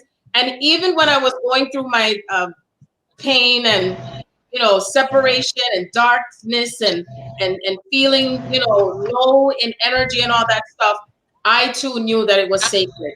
I knew it was something, like something within you just knows that this is not of this world. Yes. And that's sacred. Yeah. And if you feel like you hear one motherfucker say something, you gonna blast them out, because that time has come where we cannot dishonor ourselves like how things happened in the past, where things were allowed to happen. And that's the word I have to use, was allowed to happen, where everything to do with the divine feminine was misunderstood. And there was so much separation of our divine masculine going out to wars and being separated. And then, of course, the monetary system, the governmental system, you know, you name it. That's it. So the key is that we're the ones that are breaking down the walls. We're breaking down the blocks. We're breaking down every single thing. And if everything must continue to collapse, so be it. Because creating the union energy, that space in and of itself, cannot conform to the old structures and the old mechanism. See? No. And as the months come on and proceed now, please bear in mind that we're coming into 3 eclipses coming up in the next 3 to 4 months. Planets are going into retrograde. It is going to be wild. It's going to be crazy. Stay in your knowing. Stay in your knowing. Stay in your wisdom space of why things are currently the way they are. Okay? And that no matter where you are, no matter what you're processing, no matter what you're experiencing, it's all for the highest good for you. Okay? So at this time, we're going to take questions. So if you have any questions you would like to ask, you know, please feel free to type in those questions now. If you have a specific question you wanted to ask either Kelly or Ta'Von, just put their name either before or after the question, and we will be able to assist you with questions that you may have that you probably thought you could never ask. This is the space for us right here. No woman or man is an island. Remember that. Okay? So please type in your questions wherever you are. Tell me where you are. Also, where are you on the planet? Where are you physically, mentally, and emotionally on the planet? Ooh, that's a different type of question, right? Yes. Any questions? Any questions? Oh, Emily, greetings, Emily. Emily said that this is answering all her questions. That's a lot of, I know that's a lot of food, right? That's a lot of food that we're getting here. So in the meantime, if anyone does not have any questions, I would love to have both Kelly, myself, and Ta'Von just to go in like a little briefly into what your take is on things that connects to the C virus, where it's affecting you, where you are, what's different, what's changing, how are you connecting to it with your path, and you know, and so on. Because I know, like where I'm in New York, it's where we have the highest number of cases and stuff.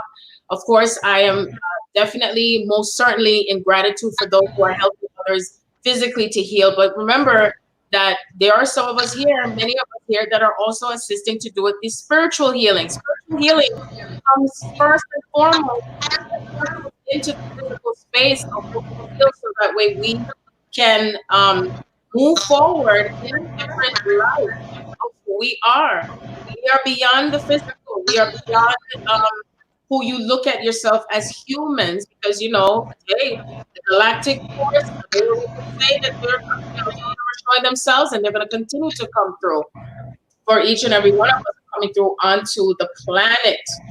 But right now, where Ta'Von is, they opened up Georgia, but New York is not open up. As a matter of fact, I heard today that they're thinking of extending it, that they're going to extend it a little bit longer. Yet still, there's no money still coming in, because the big corporations have been getting all the money through funding and so on and so forth. Beautiful stuff, you know. They're the corruption of, you know, the wealthy people out there, and they're leaving out the small people. But they want to have people go back to work, so that way they don't get parts of the stimulus that they deserve to have. Ooh la la! It's just getting juicier, juicier every time. So that's how it is in New York right now. Okay. Yeah. And around the world. And like Kelly said, that whatever happens in the US is still affecting everywhere around the world. Indeed. Yeah. Mm-hmm. Sure. Yep. I think. Well, I'm in the shits. Oh, go ahead. Oh, I was just going to say, right from the start, I suppose I've just known it, I've seen it from a higher perspective of what it really is, without going into all the other stuff. But from a physical reality, yeah, I never bothered about, you know, never went to interfere with it or anything like that. I know the bigger picture of what's happening at the high perspective with the planet and everything with it. I have actually had 2 family members that had it, that were positive with it, but it just was like they had some aches and pains, but it was just mainly like a cold. They also know about 3 or 4 other people, friends of theirs, that had it, same sort of thing. So I'm not saying that it's not real. I'm definitely not. I know it exists. I'm not saying that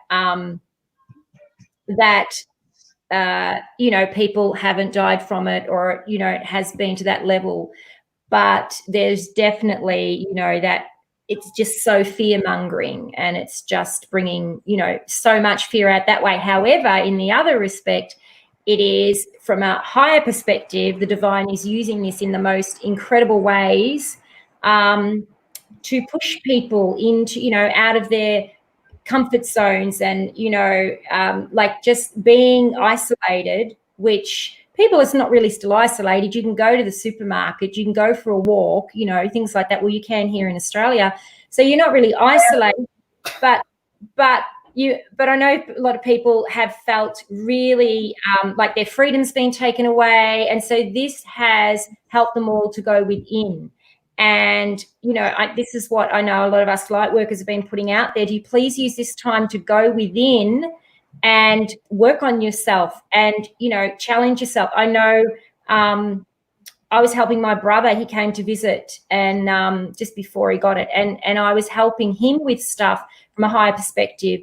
He's not really, you know, he's not really awakened in a lot of ways, but he actually, when it happened, he messaged me and said, something's really fishy about this. What do you know about this? You know, because he knows that with my woo-woo stuff, I know, and, you know, and know what's woo stuff.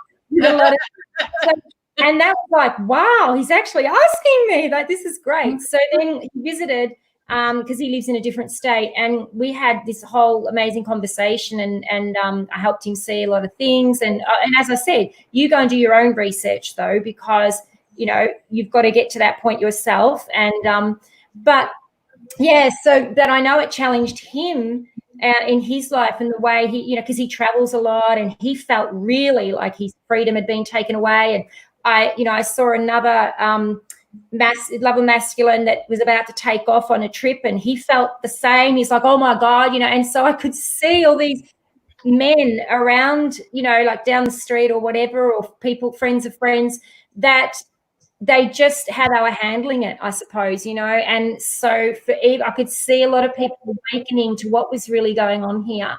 So it's a virus, but it's not just a virus. Do you know what I mean? It's awakening people on so many different levels.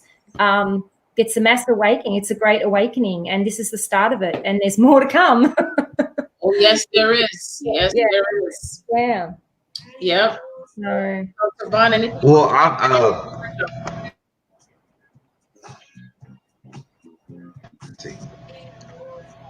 Well, I'm in this shit show called Georgia. I don't know if you guys follow U.S. news. I'm in shit show called Georgia, and I'm also in the beautiful city of Atlanta, and the southern version of Atlantis. And so there's so many dynamics that's playing out in our country. We're coming to a fundamental idea as a collective that how we have existed is terribly ineffective. And we are coming, I'm just dealing with it on 3D. We are understanding that American imperialization is a disease, and American patriotism is a disease. And we have bought into the illusion so much as a collective, and this pandemic on just a 3D level is showing how ineffective our country is, and how ineffective our leadership is, how ineffective our rules and governor it is, and where we really stand in the world, where we really truly stand, and in a state where our governor has chosen to use people as guinea pigs. You know, it's very interesting for me to be aware, because one thing about me, I'm aware. It's very interesting to navigate the different levels of consciousness, and I approach it on a multitude of levels. I understand from a higher perspective that many souls have chosen to lead the planet. Mm-hmm. In order for the earth to be at a higher frequency, in order to assist from the other side. And spirit have been preparing me I started getting these messages probably like 2014, around massive shifts, around earthquakes, volcanoes, planes disappearing, pandemics happening. So from a higher perspective, I understand the global shift that is happening. I understand the collective shift that's happening. But on a 3D level, I want people to use intelligence. I want people to think for themselves. You know, we had I was watching the news today, and they were talking about people injecting bleach and disinfectant in the state of Georgia, because our wonderful president got on national TV and told people that was a cure. And because some of his followers just don't think critically at all. They went and done it, and it shows the consciousness. And I hate to say this, but I mean every word I'm about to say. That energy needs to leave the planet. Maybe that lower density. That's exactly what it is. So maybe it needs to leave the planet, because it's not beneficial energy. For me, my personal walk, I know that one of the biggest illusions that we hold on to is disease.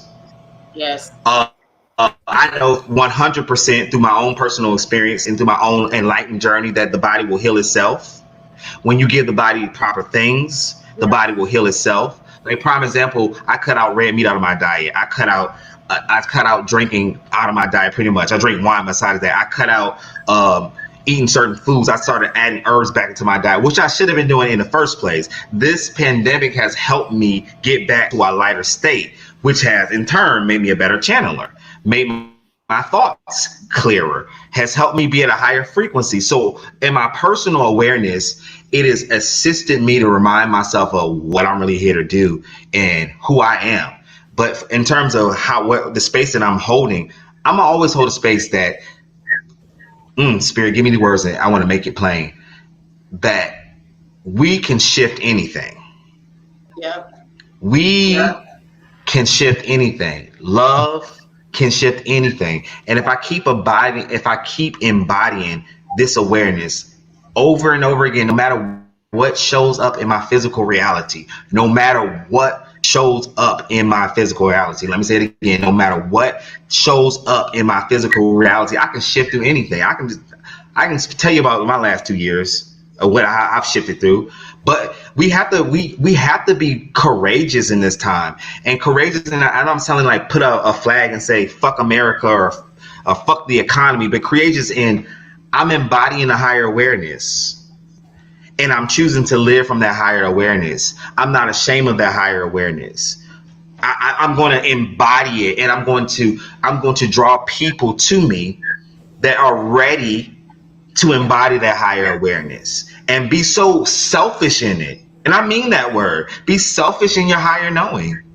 Be fully selfish and embody it. And I was having a session with a client earlier today. I said, I can think about perfection no matter what's going on around me. I can know within myself that I'm the perfection of God. I can know within myself that the light of God is operating in me right now. And if the more I keep embodying that. Now, I'm doing a short little teaching. The brain is always going to give you the thoughts. The brain is always going to give you the thoughts of the contrary, because the brain is tied to our 5 senses. That's why are you watching the news every day? Why are you allowing that fear? Because you just giving your brain and your thoughts more of that awareness. But the divine truth within you, the divine revelation within you knows that it can shift and heal anything. Now that shift can come from a conversation like we have it now. It can come from taking herbs. It can come from drinking a higher vibrational water. It can come from get your chakras in line. It can come from Kelly's book. It can come from the Garden of Eden. It can come from a multitude. But the spirit knows. The spirit and the soul knows that higher light and that higher embodiment is the thing that's going to get us through. And I think what was the unplug from the matrix, we have to stay in the embodiment of that light and that love more frequency, on a more frequent than we don't. And when we fail, when we get out of alignment, when we get out of balance, which happens, we know where to go back to. We can't be sloppy in our thinking any longer. We have to be disciplined in our awareness. Where are we holding space at every day? When you wake up I tell people to wake up, I used to get on my room, and when I wake up in the morning, where's my thoughts going to? Do I wake up and I say, I am a divine creation of God and everything is always working for me? Or do I wake up and say, let me turn on the idiot box and program my mind to fear, doubt, and worry, and implant that on my cells? Yeah. You get what I'm saying? So I guess for me, it's like I'm making a conscious choice to be more awakened, and I'm making a conscious choice to allow people to know about my awakened state of mind. That's where I've been taking this experience. Mm-hmm.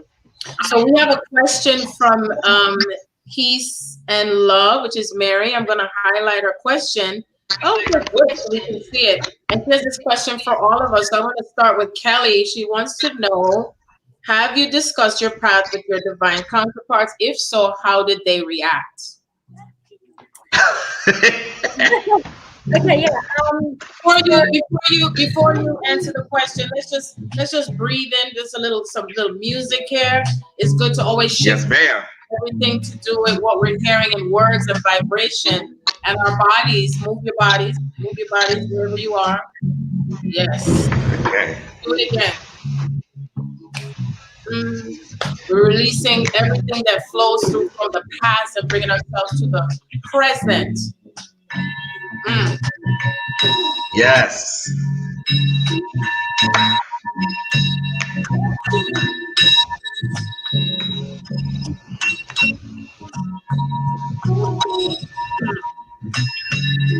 Everything, there's a rhythm, there's a movement, there's a shift, there's something happening, there's something in motion, there's something that's within your subconscious mind. Sometimes right,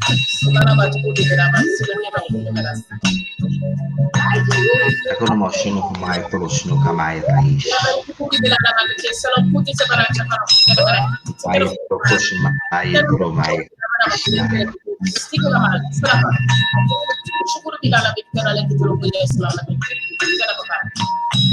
Let's do it in the morning.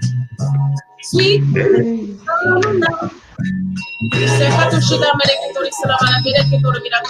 Ano kumain pero sino kumain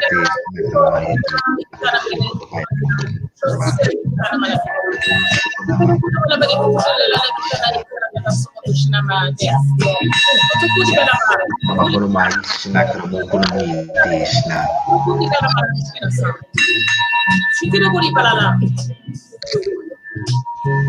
Kutisha nimeki ulidamba kuiramba maikuto aimara kukutira na mungu sereche ko kitana batwaso me kutira marakati mama leto emenara as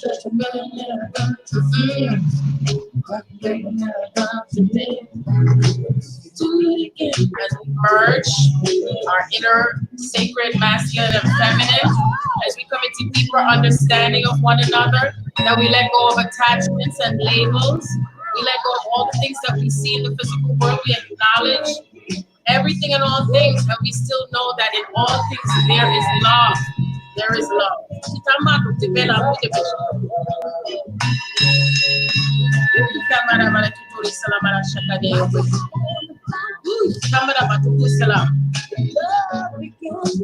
Anything you feel in resistance, you can just ask the divine to allow you and to show you the way to let go of any resistance that you carry anywhere in your body, like a butterfinger. Let's do it in the morning. Sweet things in the summertime. Don't go sleep, baby.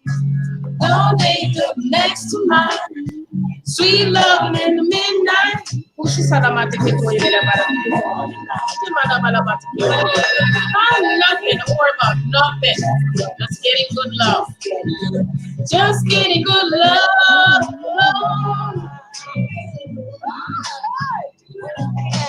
Do it again. Doing it again. Doing it again. For the millionth time.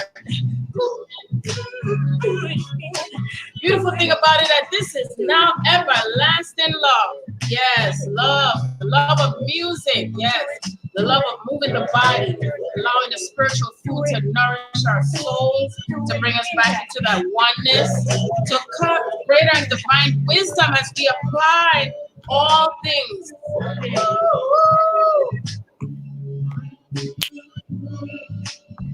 We're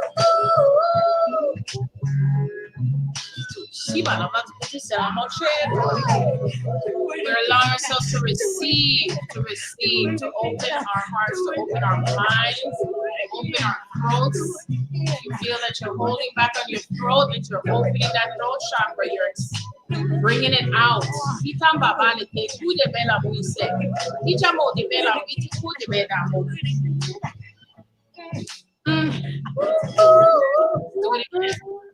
Let's do it again. Yes. Oh, y'all feel it? Did you feel the change and the shift in the vibration? Did you feel it flowing? Yes. Yes. Yes. Woo! Breathe in and exhale. You're putting it on right. I love this song.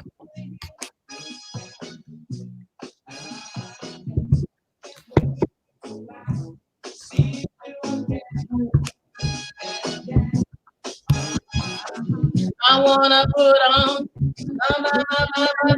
This is from my soul music classical playlist of 300-400 songs that I put together.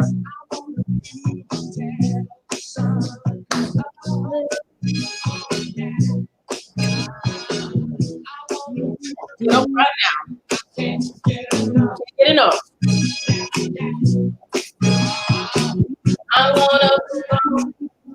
Mama, my boogie shoes.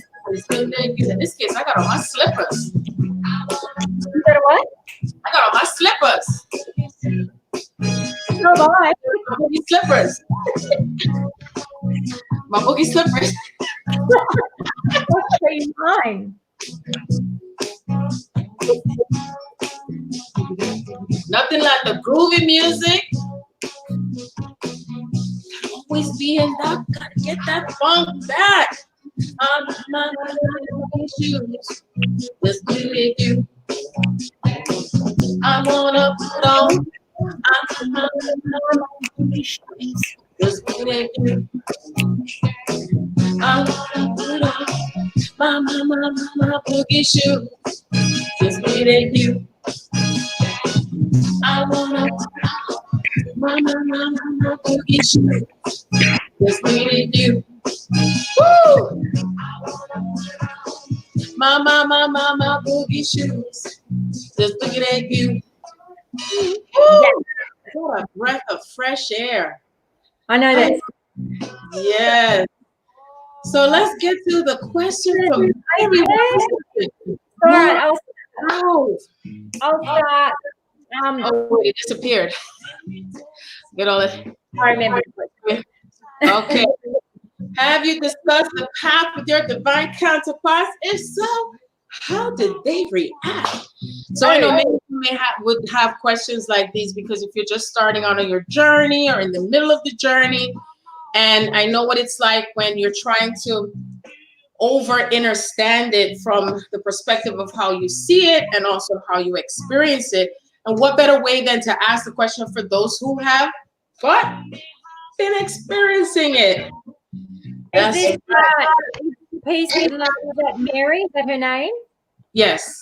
Mary. You know, Mary asked this question a while ago, Sharon. Yeah. I know.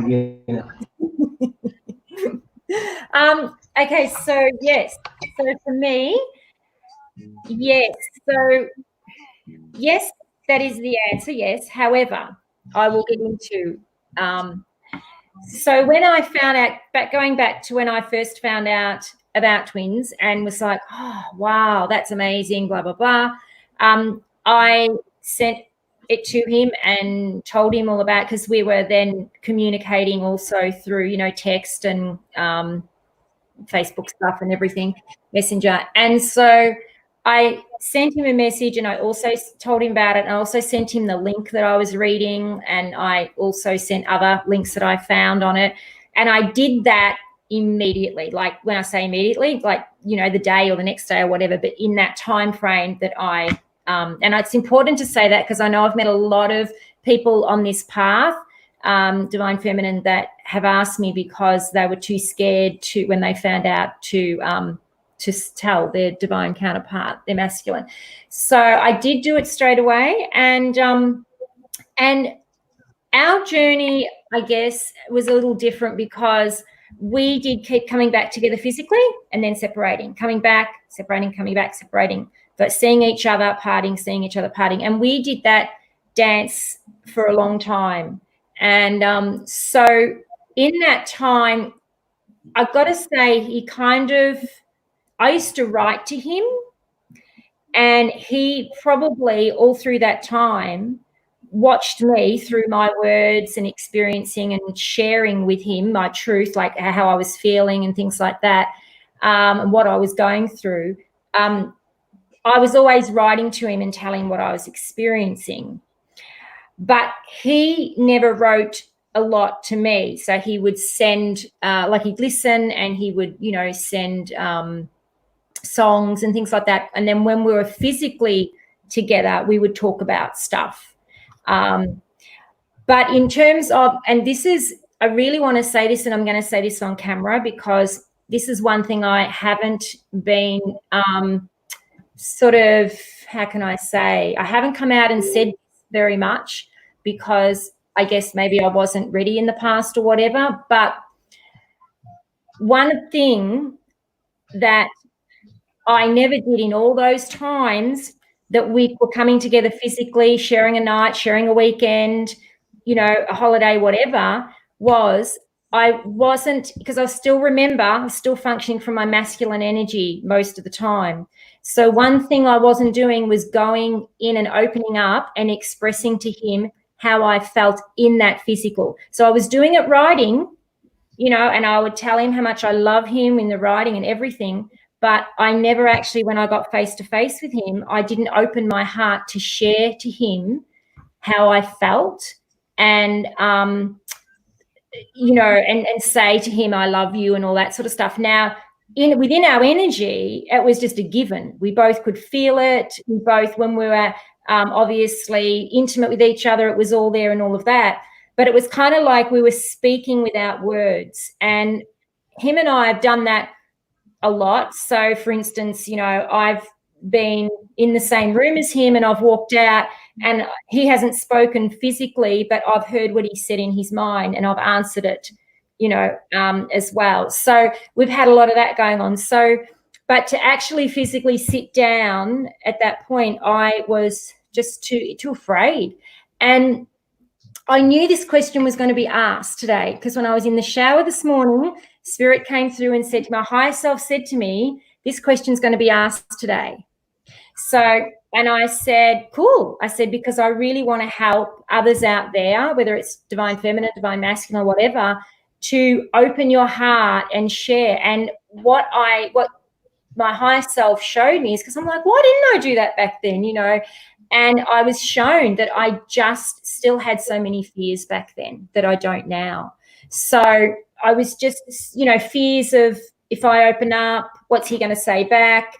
Fears of, you know, all sorts of stuff. Yet we did have those moments physically where we would share how we felt about other things, but to sit there and confront and, you know, this energy, this connection, this power, what do you think we're here for? All of those conversations, I just couldn't, you know, we danced around it a bit. There was a few things in there, like we talked a bit of spirituality and other sort of stuff, but to actually talk about us, yeah, I never did it. I never did it like that. So it was all, this is why I think for me, I had to personally, I know I had to pull back a few years ago off, you know, Facebook Messenger and all of that stuff, because I'm not going to say this is everyone's path, but for me, I escaped, you know, that was my escape behind the screen, because I could write, because I am a writer, okay? So I've always, from a little girl, I've expressed my emotions and feelings through writing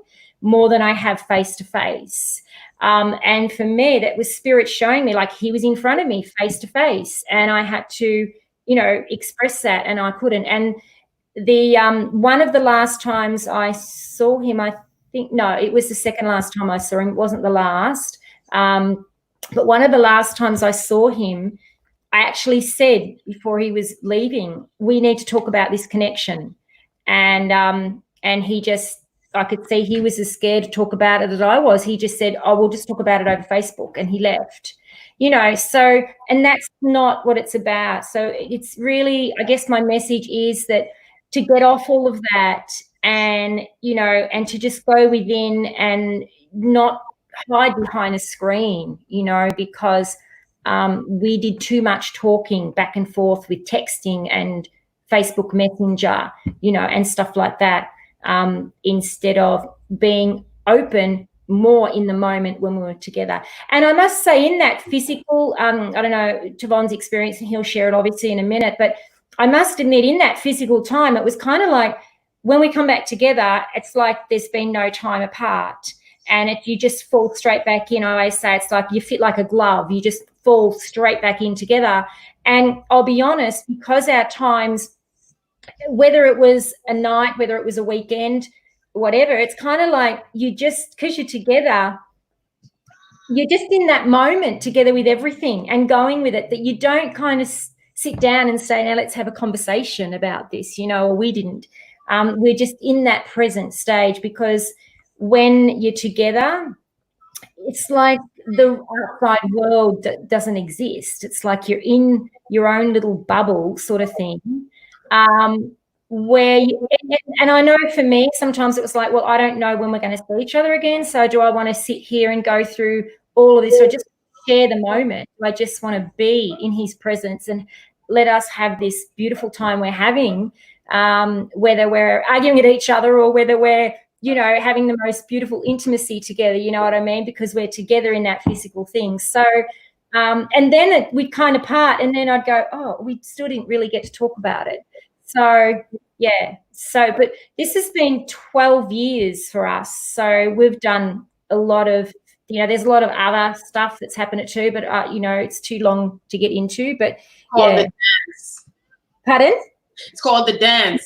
Yeah, the dance. Yeah. Yeah. Well, I mean, from what I hear you speaking, Kellie, I believe that majority of those who are on this path has sort of been in that toggle back and forth, whether or not they should say something to their twin. And I look at it as you're having a conversation with yourself. Yeah. So think of all the times that you look in the mirror and you're talking to yourself. You're actually really talking to yourself. And I know it's hard to grasp over and over again.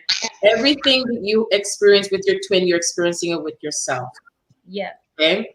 Yeah. And so everything you feel, everything you want to ask, go back to yourself. That's where the divine is pushing you to do that, because the more you try to go to say something, you're blocked. You're blocked for that reason.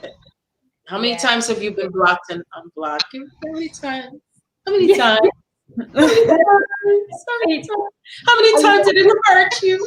I didn't do anything. Why? Why am I blocked and unblocked? And then I'm blocked and then I'm unblocked and then I'm blocked. And I'm bringing the humor in it because we're lighten up with it. Lighten up the energy, lighten up the experience. And I'll share with you. I'll share one thing with you. I was here one day. Oh, this was a few years ago, and I felt his energy come in, and I was so angry. And I was actually on the phone to somebody, like a beautiful spiritual elder lady. She's like a second mum, and she's amazing with energy. And I was on the phone to her, and it came through me, and she said to me, "Oh my God, like, he's really angry with you right now. What was that?" She felt it, and she in the energy. And I said, "I know." I said, "I don't know what I've done." I said, "But ooh, he's not like he's really sort of angry at the moment." So then I heard, "Go on Instagram." So I go on Instagram, and then this is and then I heard, "Have a look at how many followers you've got." In that, like, look now, in that split second I looked, it went down one. And I heard that was him unfollowing you. And so I'm like, nah, really? You really hear that right? So I then went in to see if he was still following me, and he wasn't. He'd unfollowed me. So it was, his higher guidance showing me, like, I'm angry, I'm going to unfollow you. I still don't. So I sent him, because it's kind of weird to say unfollow you or block you, but then you can still speak to them in another way. So I sent him a message, and I said, "I just felt your energy. You're so angry at me. Like, why? What have I done?" And I said, "Oh, you just unfollowed me on Instagram." Anyway, he never replied, but he obviously knew I could feel the energy. Well, he knew we could feel the energy, because I'd gone through over the years when he drank. I used to get the hangover, and when he went into hospital once, I knew what it was because I had the pain, and we've been through all sorts of stuff like that. So he knows that we feel each other's energy, and the only thing I could think of at the time is that I just deactivated my Instagram, and I'd been off it for about 4 or 5 days, and I'd just come back on, and then at the same time I had posted a post that he would have seen on the feed, on his new feed, and I don't know if he was angry that I went off and deactivated or what, but see, you say it like that again, which I'm glad that you did bring that, because I remember you had mentioned that to me, is that he responds to how you're feeling. He responds to what you did. You respond to what he does. So I know, again, let's close our eyes and visualize, or open your eyes, you do both, and see the two parts of you. That's that one space. Yeah. And I know you're only telling this telling you. I'm not saying that you're, you know that. So it's just to help others to understand their path and what it means. So this is a fine example that Kellie was in the physical space of contacting him after he unfollowed her to find out why, and he is responding with his feelings and emotions to her feelings and emotion, and he took action after the fact that she did something, even though it wasn't the same thing, but she still took action with something to do in her social media account. So in everything that you say, speak, do, feel, trust me, Yeah. your twin is doing just about the same thing you are. I had given my example. Absolutely. When it Can was January. Can I give you just one quick more example before we go on? Well, I want to speak also. So, I mean, we probably come back to it either way because we have another question. Yeah. But the fact is that I wanted to show, for this to show to each and every one of you to remember everything that you're feeling inside. If it's unresolved, if it's with fear, if it's with doubt, anger. And it doesn't mean that if you're feeling it, that it's wrong. It's just accepting and being awareness of yourself and accepting that that energy is shared between you and that person. So even if you go and be with another soulmate, or you try to go run off into the sunset, or if you feel because they block you or if you block them, because I've heard of some divine person say, I blocked him. I just couldn't take it. You're blocking yourself. You're still going to have to face yourself. Still you. Yeah. Yeah. Still you. From yourself when you do that. That's right. That's right. Absolutely. I want to open the floor to Ta'Von to tell us his answer to this question and his own experience, because I know he has some doozies. I mean, you guys are pretty much covering everything. I've experienced every dynamic of it. I've experienced actually, the first time I knew within myself, but I didn't say anything to Shalom. I didn't say anything to him, and he mentioned it to me through telepathy. He mentioned it to me through telepathy first, and then he physically said it. He was like, "Oh, you're my divine partner." Wow. And so I was like, "Oh, he knows." And so I had known the first time I saw him. Then I had it where we had went into another state of separation, and then I came back, and then I was getting another download of our awareness. And I was expressing it to him, and he wasn't having it. He didn't want to hear it. He was not choosing to embody it. But as you see, there's times that's reflecting me, but that I didn't want to hear it. I didn't want to hear it either. Yeah, because you had to first. That's why. Yep. So we experienced the. But yes, absolutely. So I want to share like a funny story in terms of that. I remember one time, he royally pissed me off. I royally pissed myself off. And you made sure to complete the and so I had he went and did something. I don't know what he did, but anyway, I had a visitation with my ancestors, and they had gave me some guidance around the relationship or whatever. And I still wasn't. I told my ancestors to get out my face, basically. And I was walking around, and I went to the store from my house, and I was like, "Oh!" I said, "You know what, Spirit? You know what?" I said, "I'm gonna do everything. I'm gonna do his role, and I'm gonna do my role. I'm not gonna deal with this any longer. Like, I'm like, get this. Like, this is silly. Like I'm really having to heal and go deep within myself. I'm like, this is silly. Like, I want to go back to my normal 3D life." And so the funny part about it is, he comes through the door. I would never forget this. He comes to the door.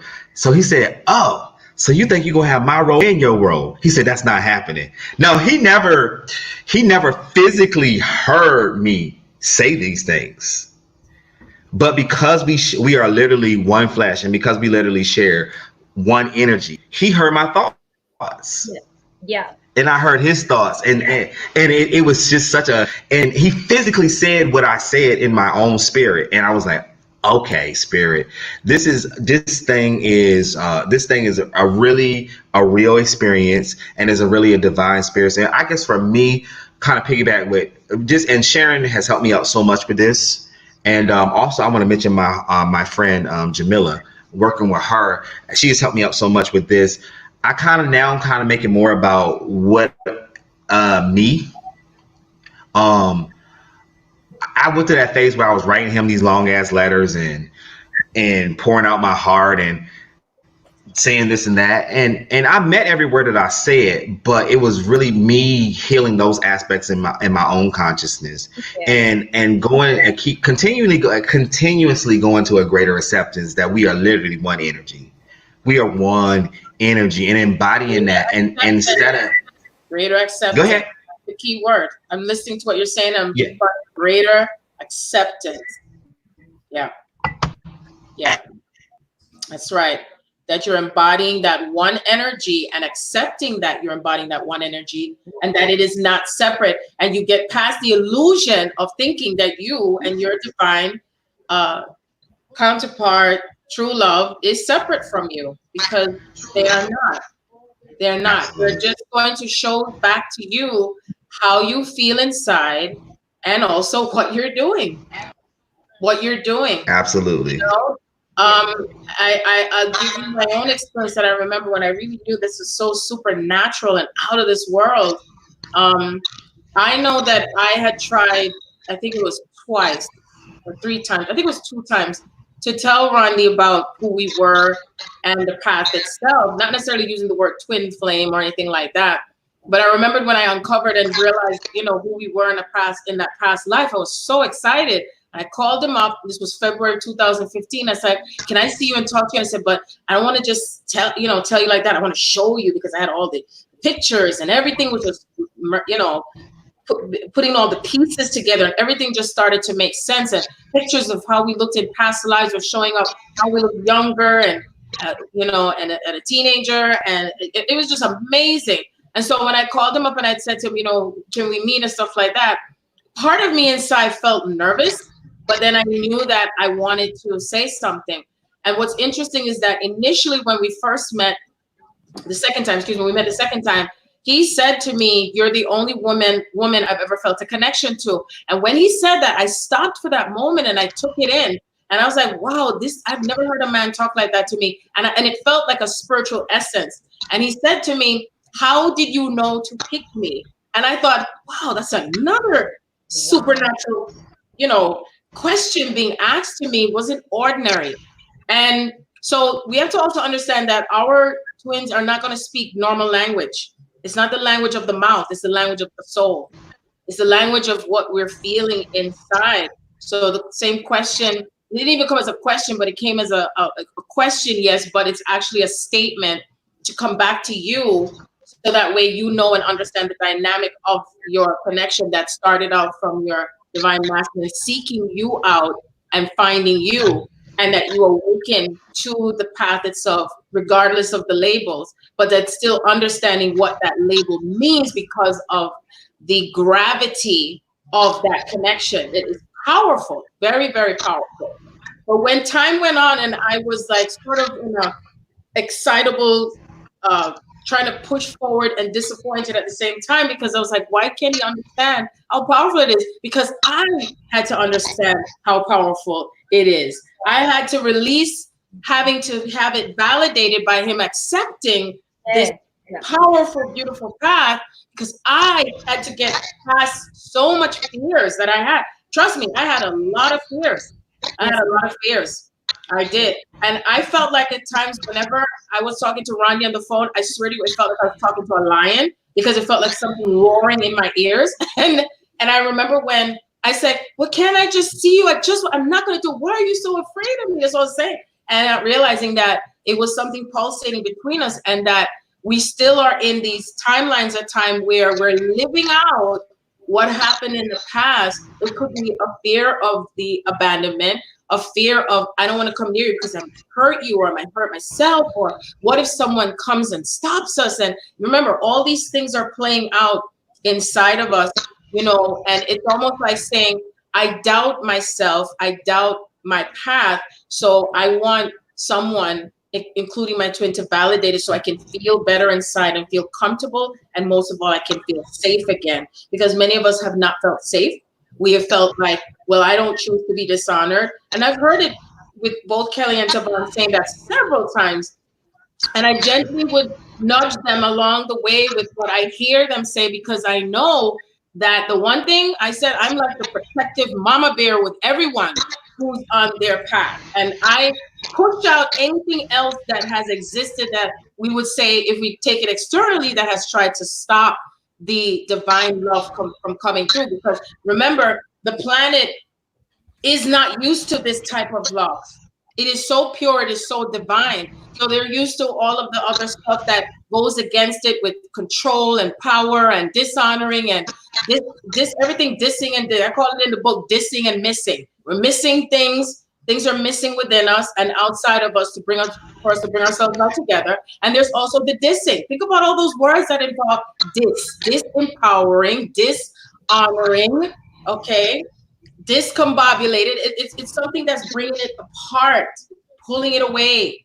So now, and whatever is missing, so now we glue it back together again and start from you. So how did Randy react when I said it?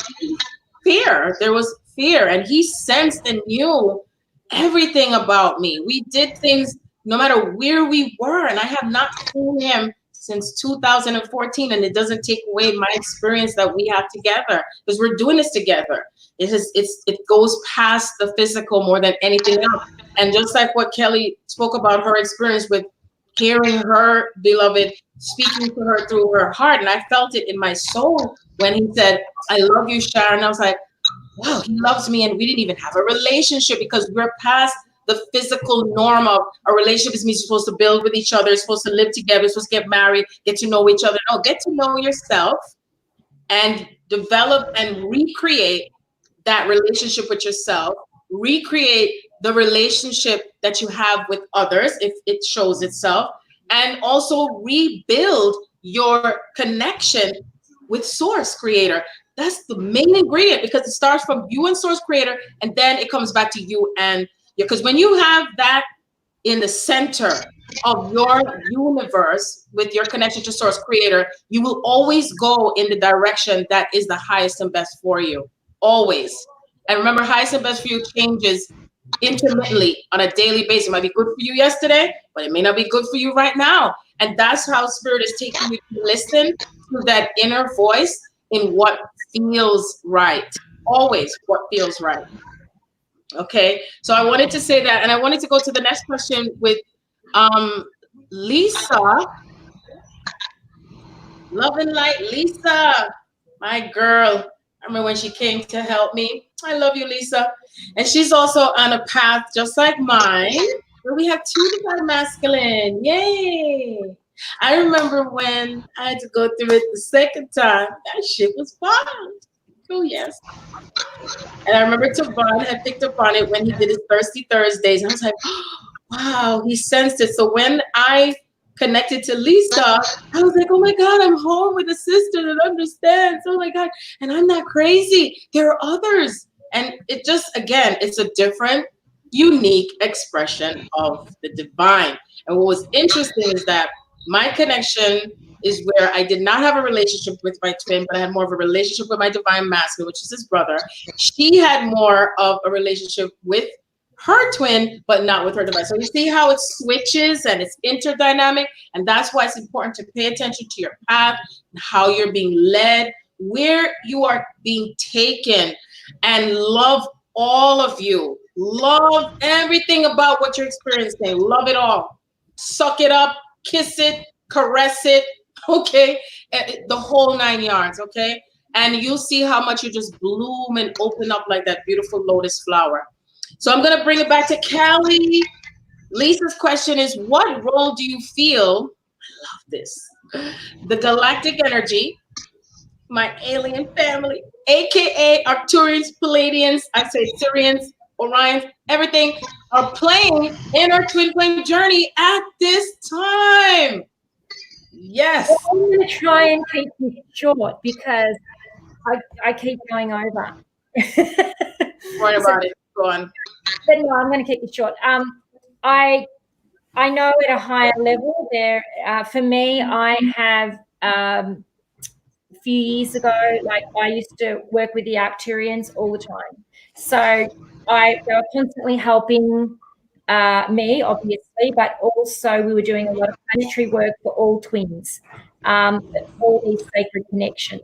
So I've probably been doing that work for years. I don't do it as much anymore, but I haven't worked much with the Palladians. I always have usually just worked with the Arcturians, I must say. But I know that, you know, on a higher level, that now that our, you know, what from last year, particularly 2018 onwards, the energies of planet Earth has been able to bring them in more to even help us at that greater level. But I also personally myself, I don't get into that mode now of working a lot with other divine beings anymore. I just really work with my own higher selves. But when I feel that they're there and I'm called to work with them and they come in, yeah, I do. But I don't do a lot of it anymore. Yeah. That's a short version. Well, I remember you had some light language stuff that was coming in for you. It was last year, I think it was, or was it year before? Oh, yeah, I do. I still speak light language nearly every day. Just this morning I was doing a meditation and a lot of light language is coming through, and I was, you know, using my hands with all the energy stuff and everything. So I still do a lot of that. I actually did interesting you asked this morning. They also showed me. I won't go into this too long, but they showed me a whole dynamic of what's going on at the moment with the planet and with the true things that are coming together. And we did a whole thing with the light and expanded out of Earth and further and further and further out into the universes. And it was just this whole thing we did this morning. Like I said, it's easy to talk about on here, but I mean, those things sort of still happen to me quite a lot, but I don't do a lot of videos about it anymore or put it out anymore and stuff like that. So just because I'm not putting it on my YouTube doesn't mean I'm not doing it. But yeah, that's maybe. But at least to say you have had the experience of them contacting you and, you know, so on and so forth. So yeah, in 2015 they contacted me when I was living in far north Queensland, and I actually I had a friend who her house, the Arcturians used to come, and we used to be able to I could see them and we had contact. And this is a lot of stuff that happened back then that I didn't come out about because there was still a lot of people not ready to hear a lot of that stuff. I could write a book on it really with the experiences I had back then. But in this time right now, I don't do a lot of that work anymore. But you also too had a visitation of the alien ships coming in your area. Isn't that correct? Oh, when I was up there, yeah, all the time. Yeah. We used to sit on her balcony. She had this rainforest house. It was 5 stories. It was amazing. And we used to sit there and watch the ships go through the sky. And, she was very connected to the Arcturians. And she taught me a lot that way. And I was just like a sponge. My wisdom opened up and I was just communicating. And I could see them because they're very advanced. They're the most advanced race. And so they appear very different and as energy. They're not like these little green Martians or anything. They appear as the blue energy. And and it was just amazing. But she had 7 portals on her property and in her house. So we had lots of fun up there with stuff going on. But So But in terms of what role they're playing, I think that they're playing a huge role. I know they're playing a huge role and have been for a long time, particularly the Arcturians, which does not get talked about a lot in relation to twins. It's a lot of Palladians, or Syrians, but I can tell you Arcturians play a big role. They're more serious about, like, come on, we've got to get this stuff done type thing, we've got to get it happening. Yeah. So I love working with them. Amazing. Yeah. So, Ta'Von, what is your take on Lisa's question? I think my first thing is I think it depends on each individual soul, and I think it depends on each individual soul agreement, because we all have cosmic energy, we all have galactic energy. We are from different tribes and different families. I can tell you that I've been working with the Pleiadians a lot lately, and outside of the twin flame journey, they have been embodying wisdom in my etheric DNA. They have been embodying healing abilities in my etheric DNA, and they have been assisting me in helping me push through the density. Because what's happened has been happening on my personal journey as I've been downloading a lot of light, a lot of information and intelligence, and I've been pushing it through the illusions of this density.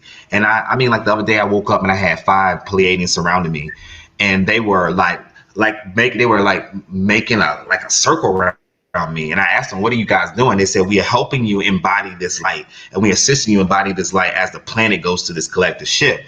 In terms of my journey, particularly with Shalom, because we have had so many incarnations, both as light, both as galactic beings, and both as just, I remember one time I was going through energy transmission with him. We were just pure energy. They assist me in a collective energy. I call them the overlays, and this is a collective of different cosmic and galactic energy that help us embody a new truth and a new light that to assist the planet moving forward. So that's my personal journey. I think it really depends on each pair. And I really feel it depends on what soul family that you resonate to. But I will say that we all are a part of that. And I think we have to start having greater conversations about that. Especially in a time like this, we need to talk more about our experiences with, I call them space energy, but with the space energy. Mm-hmm. Yeah. And you remember when I think it was the day before yesterday, we had a conversation, you were mentioning about twins and, like when we're astral traveling and we're also going into other dimensions and not only having experiences, we're gathering up information. Do you remember when you were mentioning that? Can you talk about that a little bit? Because some people might not be aware. Well, yeah, for me, I mean, we talk about it all the time. Like, sleep to me is not sleep. Like, I'm doing work when I sleep. And like, but I mean, my last ex was like, why do you sleep so much? I'm like, I'm not sleeping, I'm working. But when I sleep, I go into different dimensions. And when I go, I gathering data. And because sometimes thank you, Spirit's guiding my words. It's easier right now sometimes to go into those places without the heaviness of the physical body. Yes. So when without the heaviness of this physical coat, so when our sleep state, we're able to go to those places, and they give me a lot of guidance. And particularly, thank you, they guided my words. Back to you around twins. The particular communication I was having the other day, which me and you, Sharon, have had this communication, is the wisdom that is returning to the planet Earth. And the wisdom that is already implanted in the earth. And they were talking to me about the pyramids. They were talking to me about the tombs of the wise. They were talking to me about the different places in the earth that hold energetic space, have whole, thank you, Spirit, sacred energy. And they were showing me that through the pairs, and I'm talking about, I call it sacred soul union, twin flame, whatever you want to call it, through the pairs that these places were going to be activated. And they were downloading on me the wisdom and the knowledge that was needed to open and access those places. So that's the communication that me and you were having the other day. And that's what I was getting from their energies. Mm-hmm. Yes. It's because it does play a very active role for many of us, and you're very active. Yeah, and you might not be consciously aware that you're actually traveling back to the different planetary systems that you are connected to, and that things are flowing through how they show me. It's like if you remember the Matrix, when the two worlds were merging together, because they're saying that spiritual matter and physical matter is merging together. That's the marriage of the Christ. And so in and of itself, you're going to be feeling all of the elements to how you are connecting to each planet that you are affiliated with or have incarnated on as well. And remember, we're bringing it all together. So this is the reason why they told me by 2022, that's when majority of the ships will have been landing or landed. Okay, more ships, more of them are coming through. Everything is coming through cosmically. on a grand scale, you know, with that, you know. So, but I've had my share of galactic energy visitations in the physical realm, where they're walking up and down in my home where I was living before. Me too. When I moved to the other house with the Underground Railroad, they were walking up and down in there too, opening the door. A lot of the ancestors too were coming through, and they were waving and saying, "Thank you, Sharon, for coming here and for helping us to move to the, you know, to the next stage of their ascension." But the greatest experience I had, I will tell you, was when I was back at the other home that I was living in, and I was actually sleeping and in a trance state, because I'm in a trance space, I should say, because I'm a light sleeper. And I actually saw these beings standing in the hallway, and I saw this light just beaming towards me, and automatically my mouth opened up, and the light was just coming through, and it was like, and I was like, oh, and I heard this like tone flowing through my mouth, and I was like, oh, and they were all different shapes and sizes. And so I knew right away I was going to be receiving a lot of downloads, messages. I've also had visitation through the Avion planet. I'm also connected to the Avion planet, which is also connected to divine higher love and the blue people, being blue. And that was all led to me from spirit. Everything I talk about, everything is all spiritually led to me. My higher self, other beings, straight from source creator, it has come through. I've also had so much information, energy flowing through me from Sirius, which I embodied the Nefertiti consciousness template. And as Ta'Von had described it, there are other people that may have had aspect of connecting to that consciousness in and of itself, because if they were with me at that time, but know that there are consciousness that are coming through on the earth plane to bring all of that cosmic energy together. So you will start to have your own experiences as how you connect galactically. And believe me, there are other planets that I heard that have not been seen. They're not aware of, don't know the name, but you will get messages. You will even physically start to see something, or something that's connecting to these planets and how it relates to not only your journey, but the region where you are residing or where you are connecting to, because it all comes together.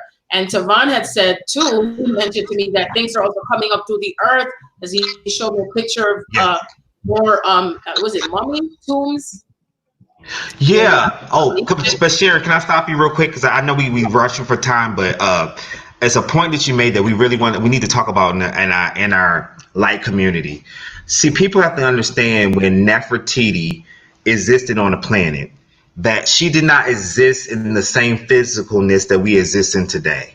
She existed as a demigod in a sense. So she was able, as Christ, as any master teacher can do, she was able to duplicate her presence in a multitude of places.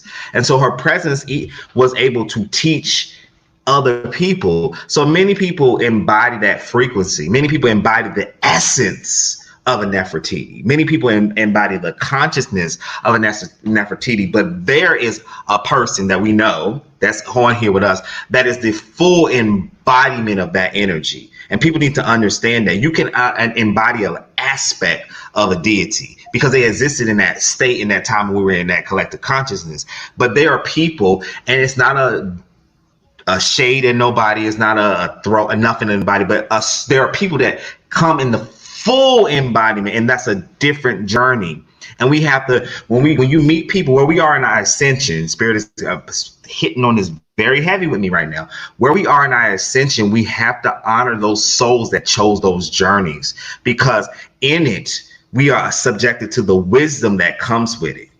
And we are subjected to the knowledge that comes with it. And it's not about ego. It's not about, oh, well, I also have felt that energy of this deity or that deity. That's fine. But there's certain souls, and that has a lot to do with 144,000 codes. There's certain souls that have the full embodiment of that energy. And when those souls are activated, going back to your point about liquor in Egypt, and when Spirit was showing me, again, when we come into these agreements, again, physically with our divines, there are places within the earth and outside of the earth that are going to be activated.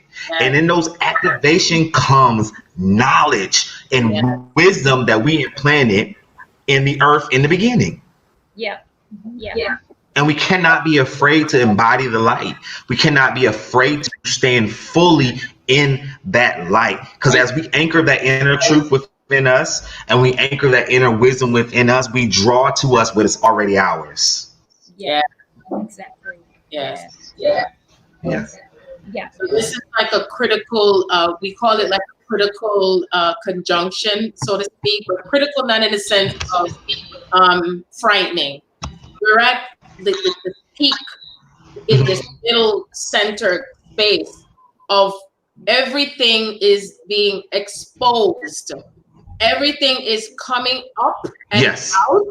Everything is shining through everything that's coming up and out.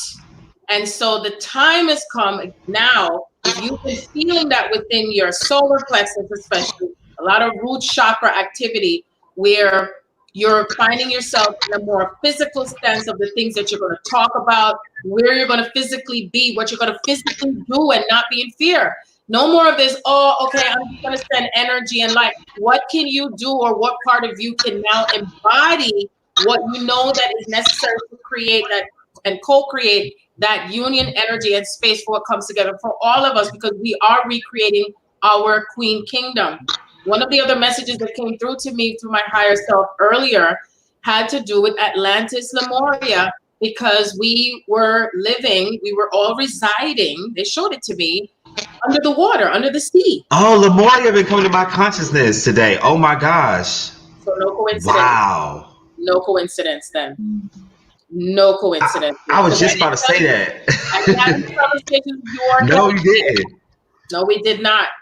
You see? And so they told me that even that part of remember they said that there are many cities that have been buried under sea. And you know, they're unlocking and uncovering all of the information and the data that's coming through what's under the sea. So you're going to start to feel yourself. You may feel yourself as if you're drowning, but you're not drowning. It's because you're connecting to where you resided as mermaids and mermaids.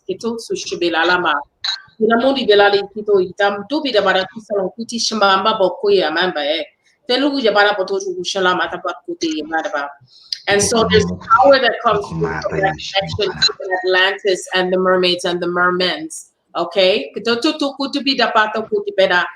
they showed me that the lands of the earth itself is that we're moving through this cycle that's like an earthquake, and we're now moving into the aspect from the sea virus was the earthquake, and now this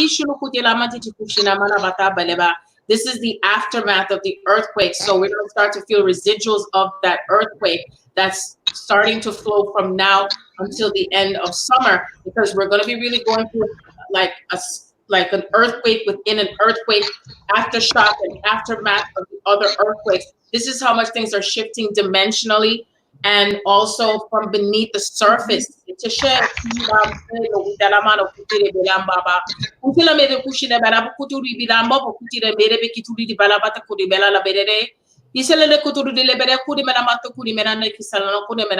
So they're saying to remember your soul song.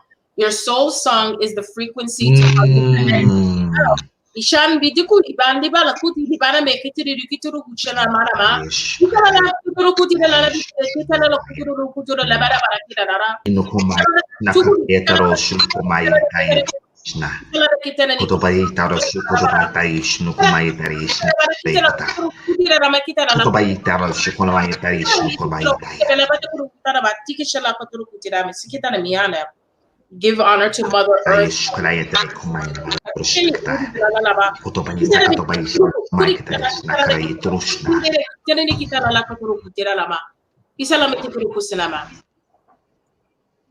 Yes. And I see like the masculine energy coming out of the water, and I just see this webbed feet. Okay, so there's things that are coming through from the feet.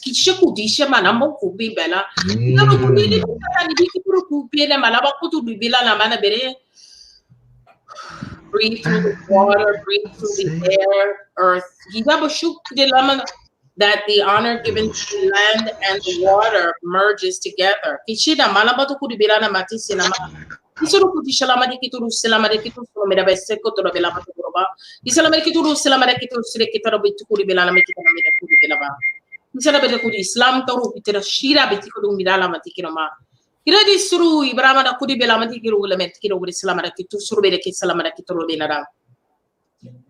So they're telling me that many of you are, if you're able to go near the sea or anything that represents the sea or anything of listening to the ocean, the water, that the Atlantean codes are coming through and the Lemurian codes are coming through.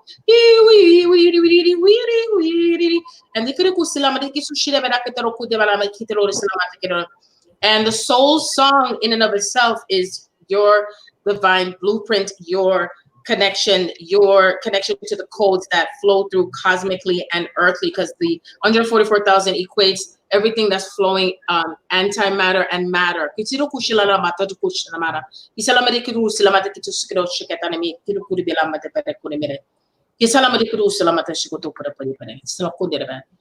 what I'm hearing. That's what I'm hearing. So with what I'm hearing, there was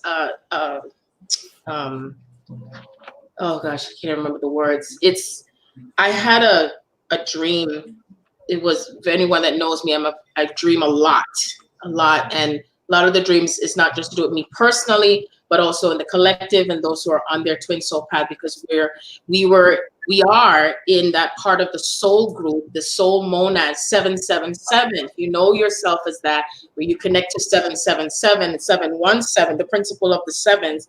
Telling me that's connected to the part of the Arcturian. And the 616. There is 1111. The 222s in the energy balance. The 333, the element of Vesica Pisces. The symbolism. And when we think of the Vesica Pisces, because what comes into the center of, which is that opening and, the blackness, and then when it turns upside down, the symbol is what's in the center. So we're like in that center of things that are moving and propelling at such a rapid, accelerated pace. So you're going to feel from where we're moving through the root chakra, things are going to start coming upwards as well, which is where things are being restructured in masculine energy. Because remember, the masculine energy is what comes down from here, this root chakra here, from the sexual organs, and it moves its way up to the heart. And the cosmic song of the mermaids is move through the song of your heart and your soul. Okay, that's your soul song. That's your soul frequency. And the mermaids, we sing. Sing the song. Sing the song. Bring that flow of that song, that energy, and that's where your divine masculine hears that song and feels that connection. The song, the melody of the throat and the song, the singing. And I did read an article that was talking about that anyway, to do with, I think it was from Twins Flame 11111. And they're reminding me of that. And they were talking about that this is the time, because Taurus, the sun in Taurus represents the throat. It's earth. It's now. It's what we embody for ourselves in everything that lights up. What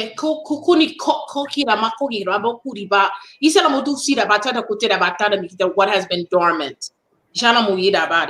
And that's what I'm hearing. Okay. Yes.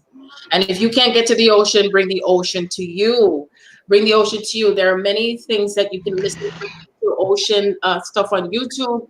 There's also these little things and the reason why they're saying is because it's going to keep you into that greater alignment and what you're bringing in your own frequency. Remember, a lot of the light codes and what moves into the structure of your DNA comes through at the time that is supposed, because you have worked through some other layers of healing and blocks. It's not going to come before the time. That's why the time is now for how you relate to that cosmic element, and also the 4 quadrants, the 4 elements of self: air, water, fire, earth.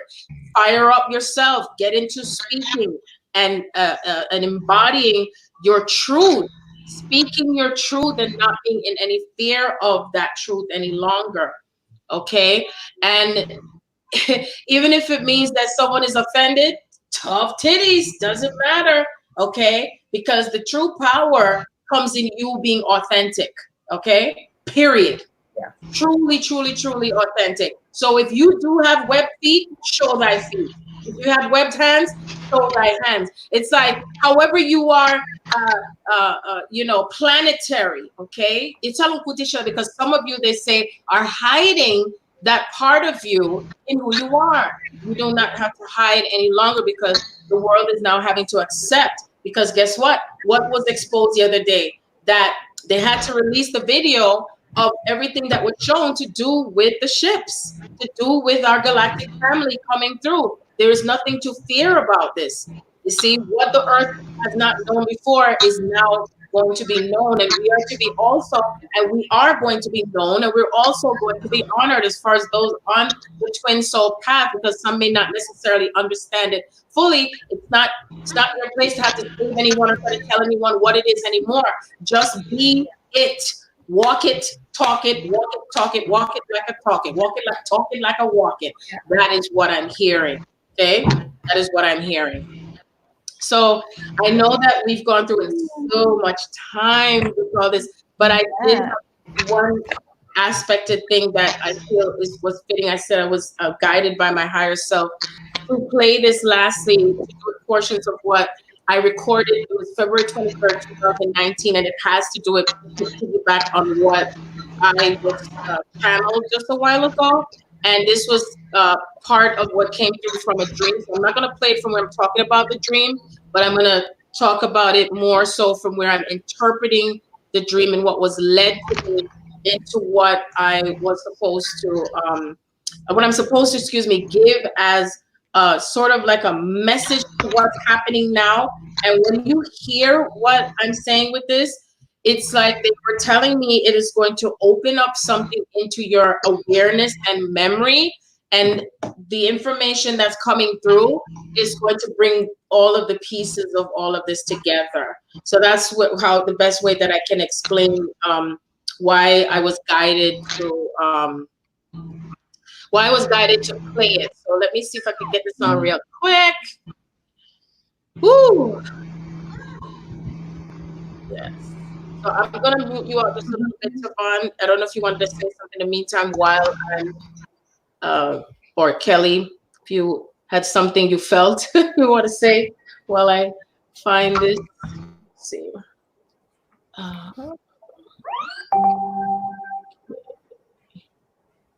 My mic. Hold on.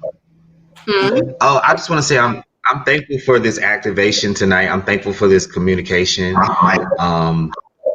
Yes. I know this is in the illusion of time. This is just a beginning point. We're going to go further. We're going to go deeper. It's going to get more profound. We're going to have channels. It's going to downloads. There's going to be healing. There's going to be transformation. There's going to be, beings come and communicate through us. This is a movement. And I want people to understand that this is a movement that is happening in divine timing. This is a movement.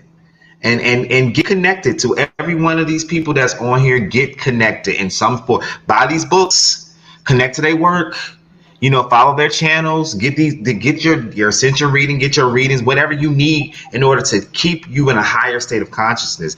Tap into this frequency right here, because this is, I've sat on a lot of panels and I work with a lot of healers, but this right here is ascension. This is all I call it ascension. This is ascension.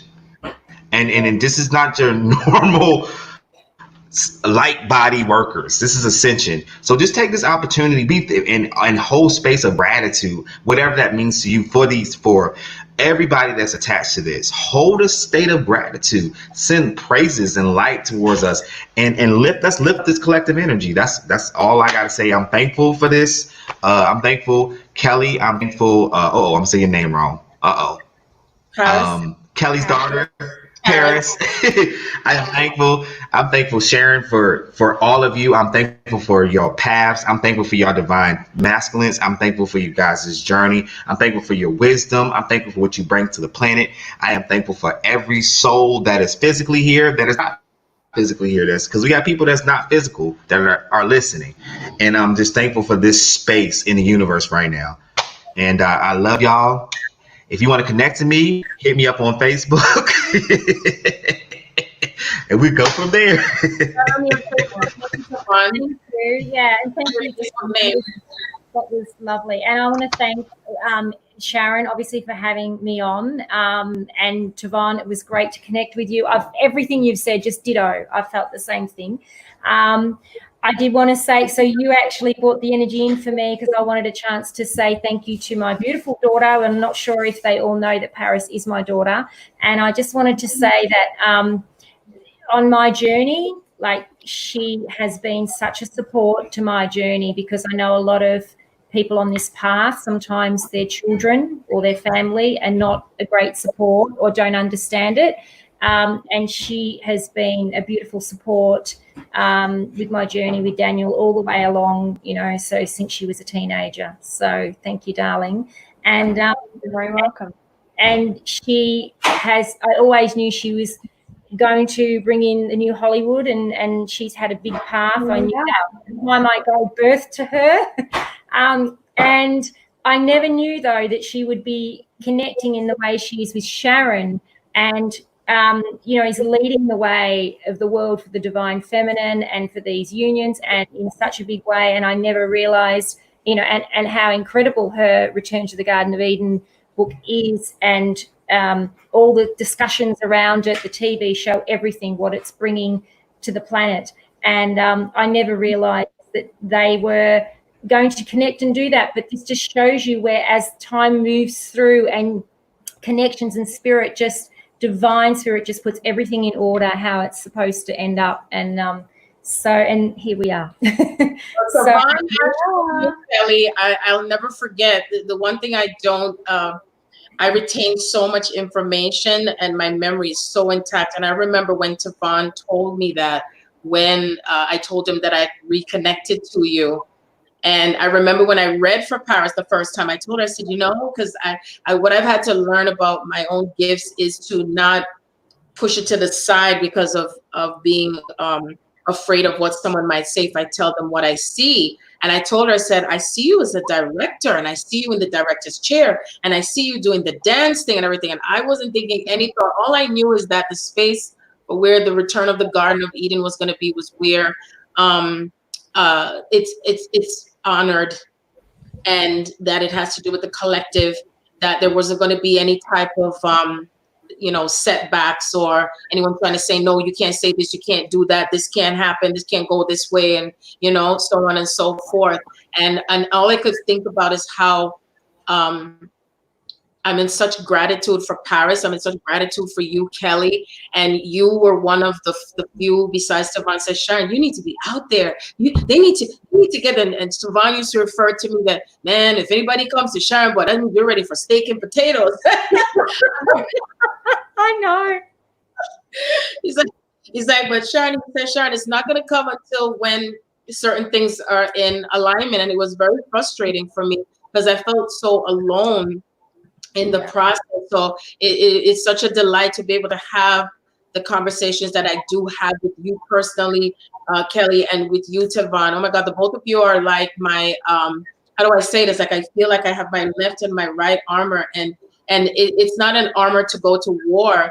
The armor is the armor of the word, the song, the voice of the feminine and the masculine, and we're singing our own separate soul songs. And everyone that's on here, you're singing with me. So I know all of you on here that I know of, you all connect to me, and we all connect to one another. And this is what I call groundbreaking. It's actually 3 a.m. in the morning, and it doesn't bother me. I mean, it's like, this is such power. This is how we bring in that part of the consciousness that's connecting. And today is May 1st where I am, and May is the 5th month. Something's moving, something's shifting, something is expanding with all of us on here. You know what I mean? And that I don't see, when I look at the panel of us here and whoever's on here, even if I don't see. Thank you for listening. Thank you for coming. I feel and see beings. That's what I see. I see beings. We are the galactic beings that we've been waiting on. And here we are. Yep. Here we are. Here we are. Yep. Yeah. And thank you for all those that have come on to watch this and listen, because it's really late over there too. Yes. Yeah. So Kellie, she does coaching. So if anyone feels that they may benefit from Kellie with coaching, please feel free to reach out to her. Kellie, give your email address and also your website, if that's what you choose to anyway, because I know you could have. Sure. Well, I'll just say, so probably if you go to my website is better, because everything's there. And my book, if you're interested in reading the synopsis, you can also read, there's a link to read the first 2 chapters. So, before purchasing. So if you want to go to my website, it's www.Kellie, spelt with a I-E, Kellie-Lee, Lee.com, all lowercase. So Kellie-Lee.com, not underscore, a dash. And from there, you can get a link to read those chapters and see about my book. And also there's some other stuff on there. There's a course, merchandise, and I don't, because I don't coach as much anymore because I write more now. So I've moved into screenwriting. So I'm a conscious screenwriter as well. And I've just finished my first movie, which has been picked up. So I'm really excited about that. And I can't talk about, and it's actually, it's not saying anymore. So anyway. We're getting trapped. Yeah, no more. Okay, no more. But definitely anyone that's listening, if you would like a session with me, I'm open up again to talk to anybody. So just email me from there. Okay, so it's my email is contact. I'll put it in here as well in the comments. Yeah, contact in the comments. Yeah, contact at KellieLee.com. But I'll put it in the comments, Kellie. Type it in the comments. And Ta'Von, he is also a twin soul ascension path reader. He really can tap into your energy field and what is up between yourself and your twin as well. So I'm going to have him also put in the box his information. And of course, anyone who knows that I also do twin soul ascension path, past life regression, energy, go deep into, I hear conversations, past, present, and so on and etc.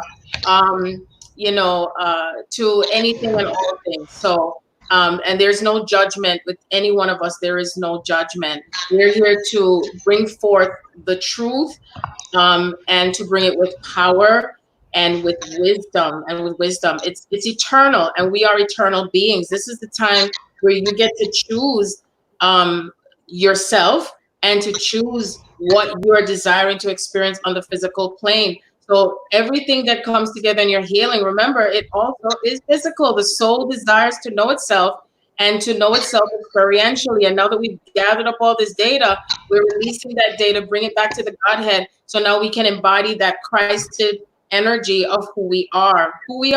Okay. And who you are is always evolving. It never ends. It's what you call it. It's moving in a spiral motion all the time. Okay. So never just sit back and pitch a 10 only. Keep moving as well and sit still. Just know how to bring in that inner and outer balance. So I'm just going to play. I'm going to play the last bit of what I was guided to follow up to do with the it had to do with Atlantis and the Moria and how it fits into everything that we were talking about and everything. And then we can say, voila, for anyone who wishes to stay on to listen to it further, or if you choose to go back into it later on. And I want to make sure that you can hear it. 1 second.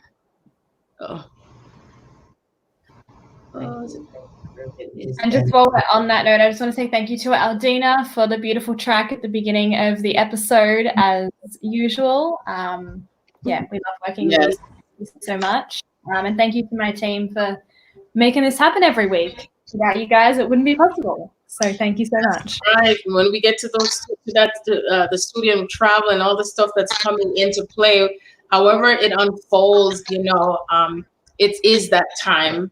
It is that time for how things come into alignment for all of us. And I really look at this as a beautiful, huge blessing. I really do. I really do. So here goes. Atlantis. So I'm really beginning to feel that Atlantis isn't just all the lands that were connected in the physical space, but Atlantis is what's underworld as well. It's an underworld, and Atlantis is what connects to the masculine energy as well. Atlantis is considered to be connected to the masculine energy, and Lemuria is connecting to the feminine energy. So when I think of the dream now, I feel that there's a connection that is going on between Atlantis and Lemuria, the masculine and feminine. I feel everything is intertwining with wow, it's almost like putting it all together, cleaning up, because the neighbor next to where my mother and I were staying, because even the whole setup of the thing looks just like parts of the movie with Aquaman. And it's like that person was shifting all out the energy from how they were living, from the dirt and the garbage and all that stuff was cleaned out, and that neighbor was now matching the higher frequency of how the place was looking much better after cleaning it up. So I feel then that there are certain elements of people that are going to start to clear their shadow parts of themselves and start to meet with many of us in where we're at energetically. And I feel like how we were back in Atlantis and Lemuria before things split apart, that I feel that there's an aspect of ourselves that's reconnecting to how we were then as families. And this was before people and animals started to attack. Because, as we are rewinding back, and we're going back into times, and we're going back into, and it's not even rewinding, it's actually happening. It's not even rewinding. What I feel is that in the collective consciousness, we're seeping in the times of when we were together unanimously. And this is where we're connecting from a subconscious parts of ourselves in times of when we were able to be ourselves and we were in our own freedom. We didn't have to worry about paying all these bills and all this stress and all this stuff. And so what I feel is that we are bringing on the energies of all the parts of ourselves to where we had incarnated, where we resided, or where we were. And part of it was how we were back in that time of being mermaids and mermaids. And then before that, before all of the destruction. So it's like, even when we're rewinding back to those times and living it out now, just that we're living it out now energetically. That's what it is. We're living out the past energetically anyway, and it's happening now. So it's still happening. It never ended. And so as we're filtering through the times of attacks or the times of pain, we're also bringing in the beautiful part of who we are and how we were together. So it's all coming together energetically at the same time. And that's how I feel. That's how it makes me feel. It makes so much sense. So that's my recording of today's dream, February 23rd, after February 22nd. And I feel that everything that I was also experiencing on February 22nd is in relation to what was coming into balance. 222s represent inner balance, and when you're starting to have an inner balance, everything outside of you is going to show up as chaos. As you keep alchemizing, as you keep bringing it together into that center. So I did see 222 p.m. on 222. And I've been seeing the 222s. And 222 is an energetic balance. So when you multiply that by threes, that becomes a 6. So the 6 is the element of human, and it is also the element of divinity. It's also an element of family, because 666 represents family. 6 represents family. It also is what multiplies in the universe. And that's probably why, I'm sure that's why I saw Tesla on the license plate earlier in the week, because we're bringing in that free energy of what was back in Atlantis before things started to fall in vibration, and before the descent in consciousness, and before the attacks came on and the wars that occurred within ourselves that started to show outwardly. So, and it has to do with how much we let go of what we have been controlling. Because when you're at peace within yourself, there is no need to have to want to exert control over another, because it's about being in your own sovereignty, and also being within your own space of freedom. And so when you think of water, I also think of freedom, just like air. Air is also an element of freedom. And so now we're able to be within ourselves in freedom emotionally, freedom mentally, and also freedom physically, because that's what I desired yesterday. I was like, I just choose to be free, from all this stuff. It's just ridiculous. And if everyone was also connecting within their subconscious mind, as well as what's on the conscious part of themselves, they would be able to be in a greater balance. And so that inner balance reflects outwardly, and everything in all of life and everywhere will start to respond by being and living consciously. And so that's what I experienced yesterday. The total opposite is like, I'm conscious, I'm being conscious, living consciously, but then those around me are not.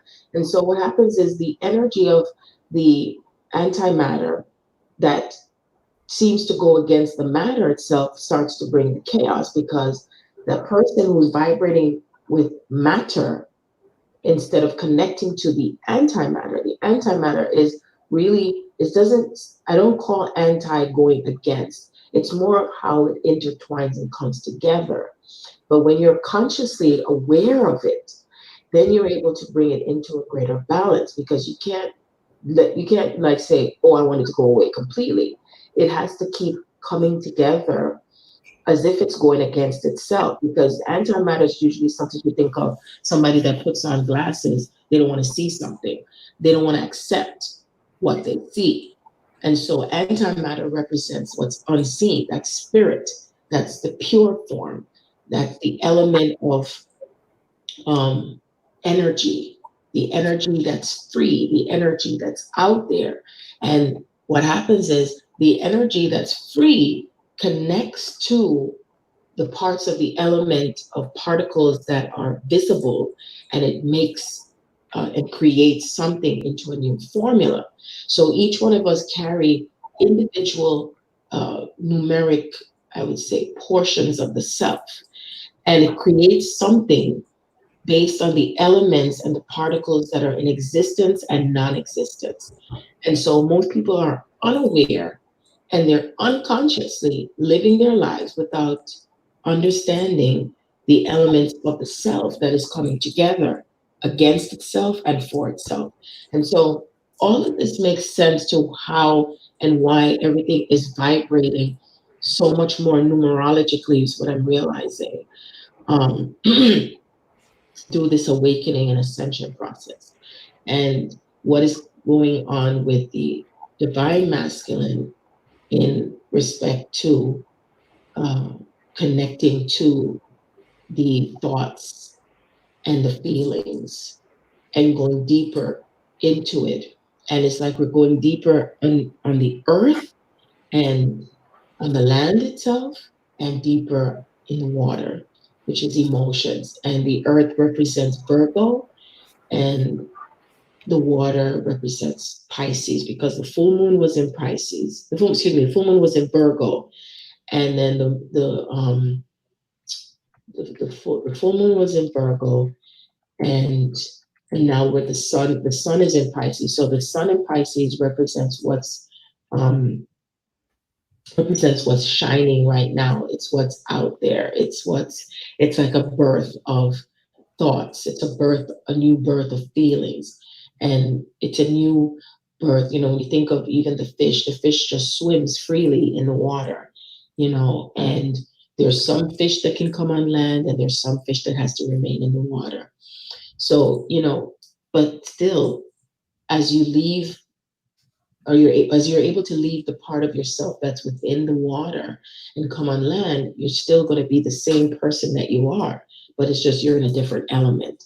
So it's about integrating all the elements of the self that makes up the whole. But this must be done individually, and then it comes together collectively. And it creates like a song. It's like a song. It's like music, and each twin soul is a representation of their own music and their own song, and how they relate to each other and come together as one. And that's why it's imperative to understand how you come together energetically. It has to come together energetically first before it can come into the physical space. It has to be able to feel harmonized in the energy before you can bring yourself into that physical space. And that means that you are moving through and understanding the aspect of yourself and how you are intertwining and interrelating with the opposite of you, the shadow self of you. So the sun lights and shines light onto the shadow.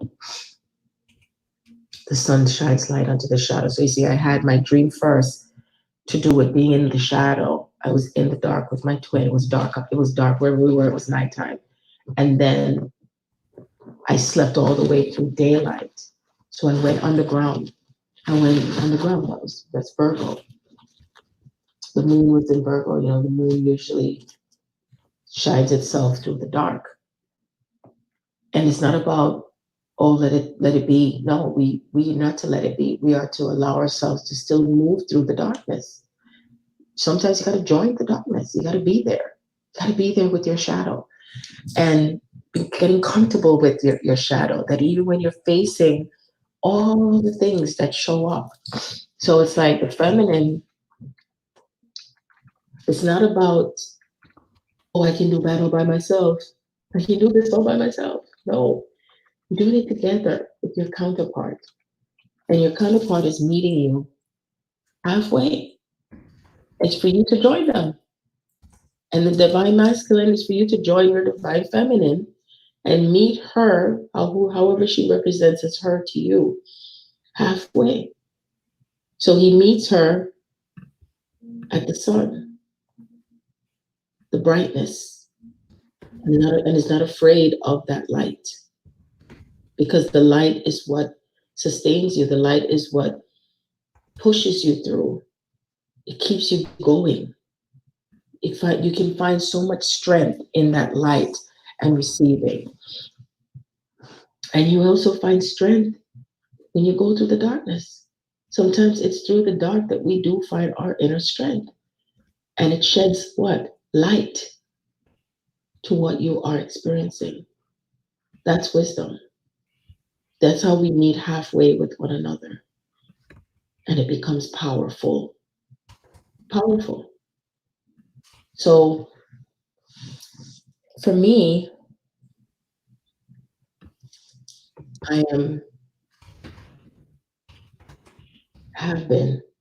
continue to meet my two divine masculine in the middle, as it brings that inner peace for them and for me. 2 by 2 by 2. 2 by 2 by 2. My inner balance and their inner balance. 2 by 2 by 2. That makes 6. And that's why I was always aware of my union number as 616. 616. 616. So that's 6 plus 6 is 12 plus 1. That's 13. 12 plus 1, 13. And 13, that's 4. That's a quadrant. What are the quadrants? Fire, water, air, earth. You see how it all comes together? It all comes together, the elements of self. The elements of self. So that's my dream. That's my dream. Today, on February 23rd, 2019. So it is.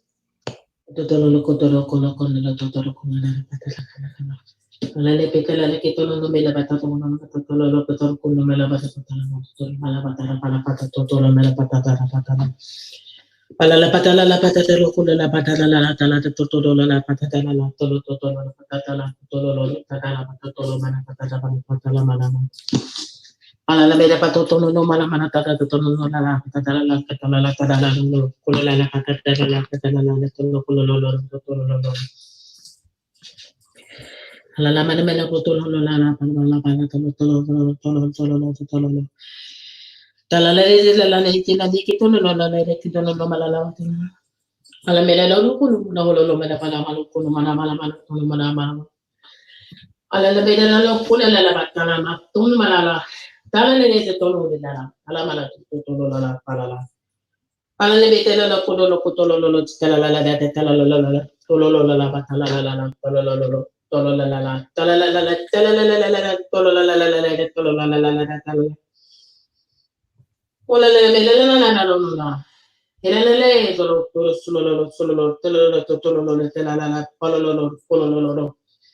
alele la coda la tala bala tolo bala tala la menere tolo la tala la tolo la tala la polo alele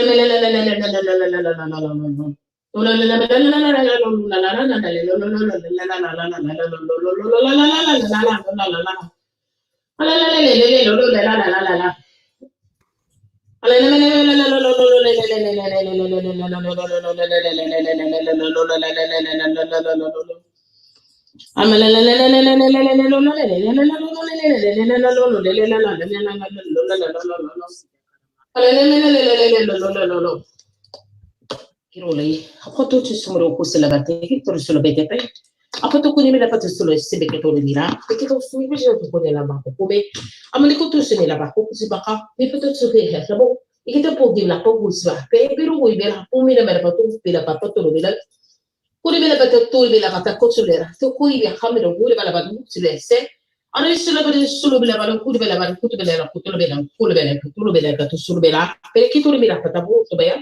أخيرا بكتور بكتري أما أخذوا لي رخص الأوتو عشان ميلا تسوي اسمع بيبي بيرو بربطوا بلا بي من بيرو جبلا بيرو كتور بيسري كل ميلا بكتور ميلا بتكبوي ومن اللي تكنا ليه تكوني را أقوم بيبا بكتور أقوم يبغى في شغل يخلو في سوق ميلا بقوم بيرا على ميلا بتوكوي بيرا كسر كتور شميلا يبو بيرو بتوس ميلا برا شميلا برا كوتي لباكو تبغى كوتي ميلا بقوم ميلا بحركوا برا Alele ito usmire shla, hetero usmire bero kutu bila bete kuru bila, piketuru bila bete kutu bila bekete bero. Alele ketero bekete ketero bila bekete ketero kuru bekete ketero kutu le. Alele nali ketu risla hamu bah papa punde la le bero kutu sele rebe. Alele keturu bila bete ketero mere ketero kuru bila ketero kuru bila ketero kuru bila ketero kutu le.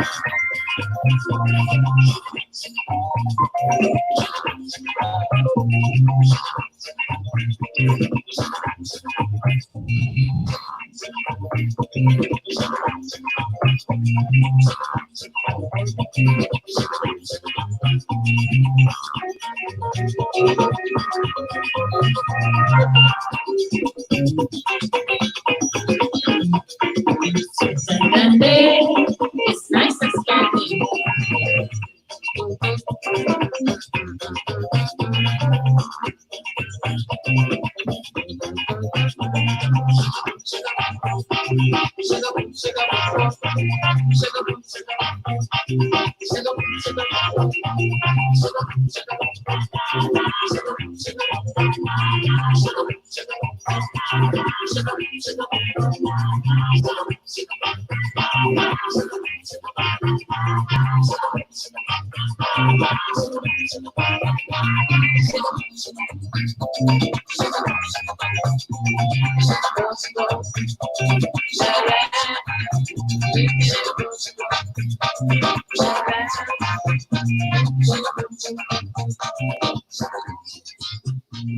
And thank you, such beautiful souls we are, for listening to that voice recording I made back in February of last year. And I remember I was going through so much stuff.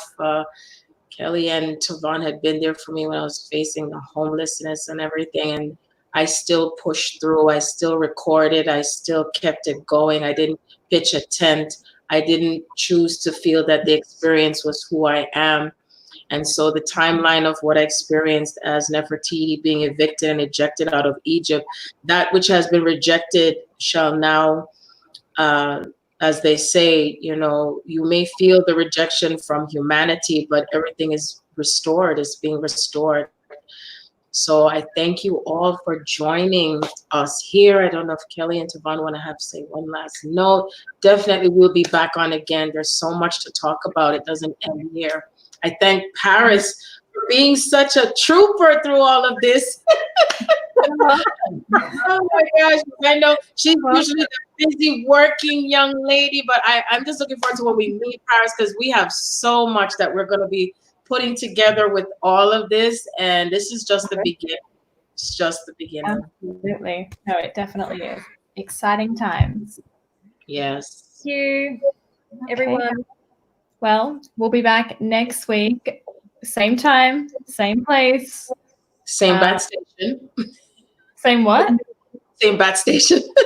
Same quarantine station. Ta'Von, your mic is muted just in case you wanted to say something. No, it's still muted.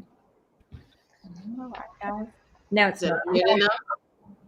Is it unmuted? It's unmuted. Hi, no, I just want to say I'm unmuted. I'm very grateful for this opportunity. It's kind of like my relaunch, because I haven't really been doing radio or anything for the past like 6 months. So I'm thankful that this opportunity happened on this platform. I'm looking forward to connecting more intensely with Paris and also Kelly. And I think some very powerful connections and conversations are going to stem from that. I'm thankful for everybody in our audience today. And I'm definitely thankful for Sharon for pushing the needle forward. And I just look forward to our next opportunity together.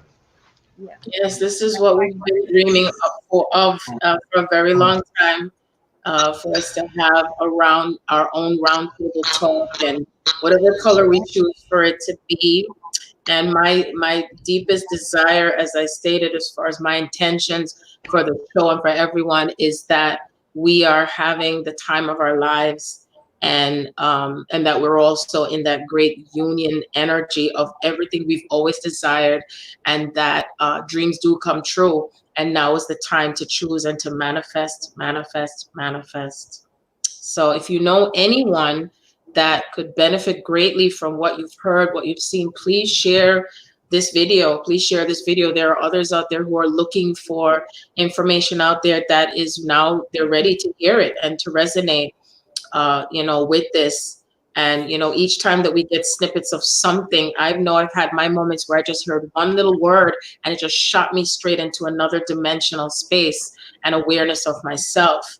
And for that, I am always in gratitude that everything is led to me. So bring yourself to that space of knowing everything is divinely led to you in all ways, and keep the attitude of gratitude in all ways. See your union or however is going on with your twin soul or your higher soulmate, that it's in its perfection. Your children in its perfection. Everything is in its perfection. Everything and all things. So I love you all so dearly. And guess what? It's 333. Woo! 333. We'll be back next week again. Please join us at 12 a.m. again, Eastern Standard Time, 2 p.m. Australian time, 10 p.m. Central Standard Time, and 9 p.m. Pacific. Yay! Peace out. Bye, guys. Ciao, everyone.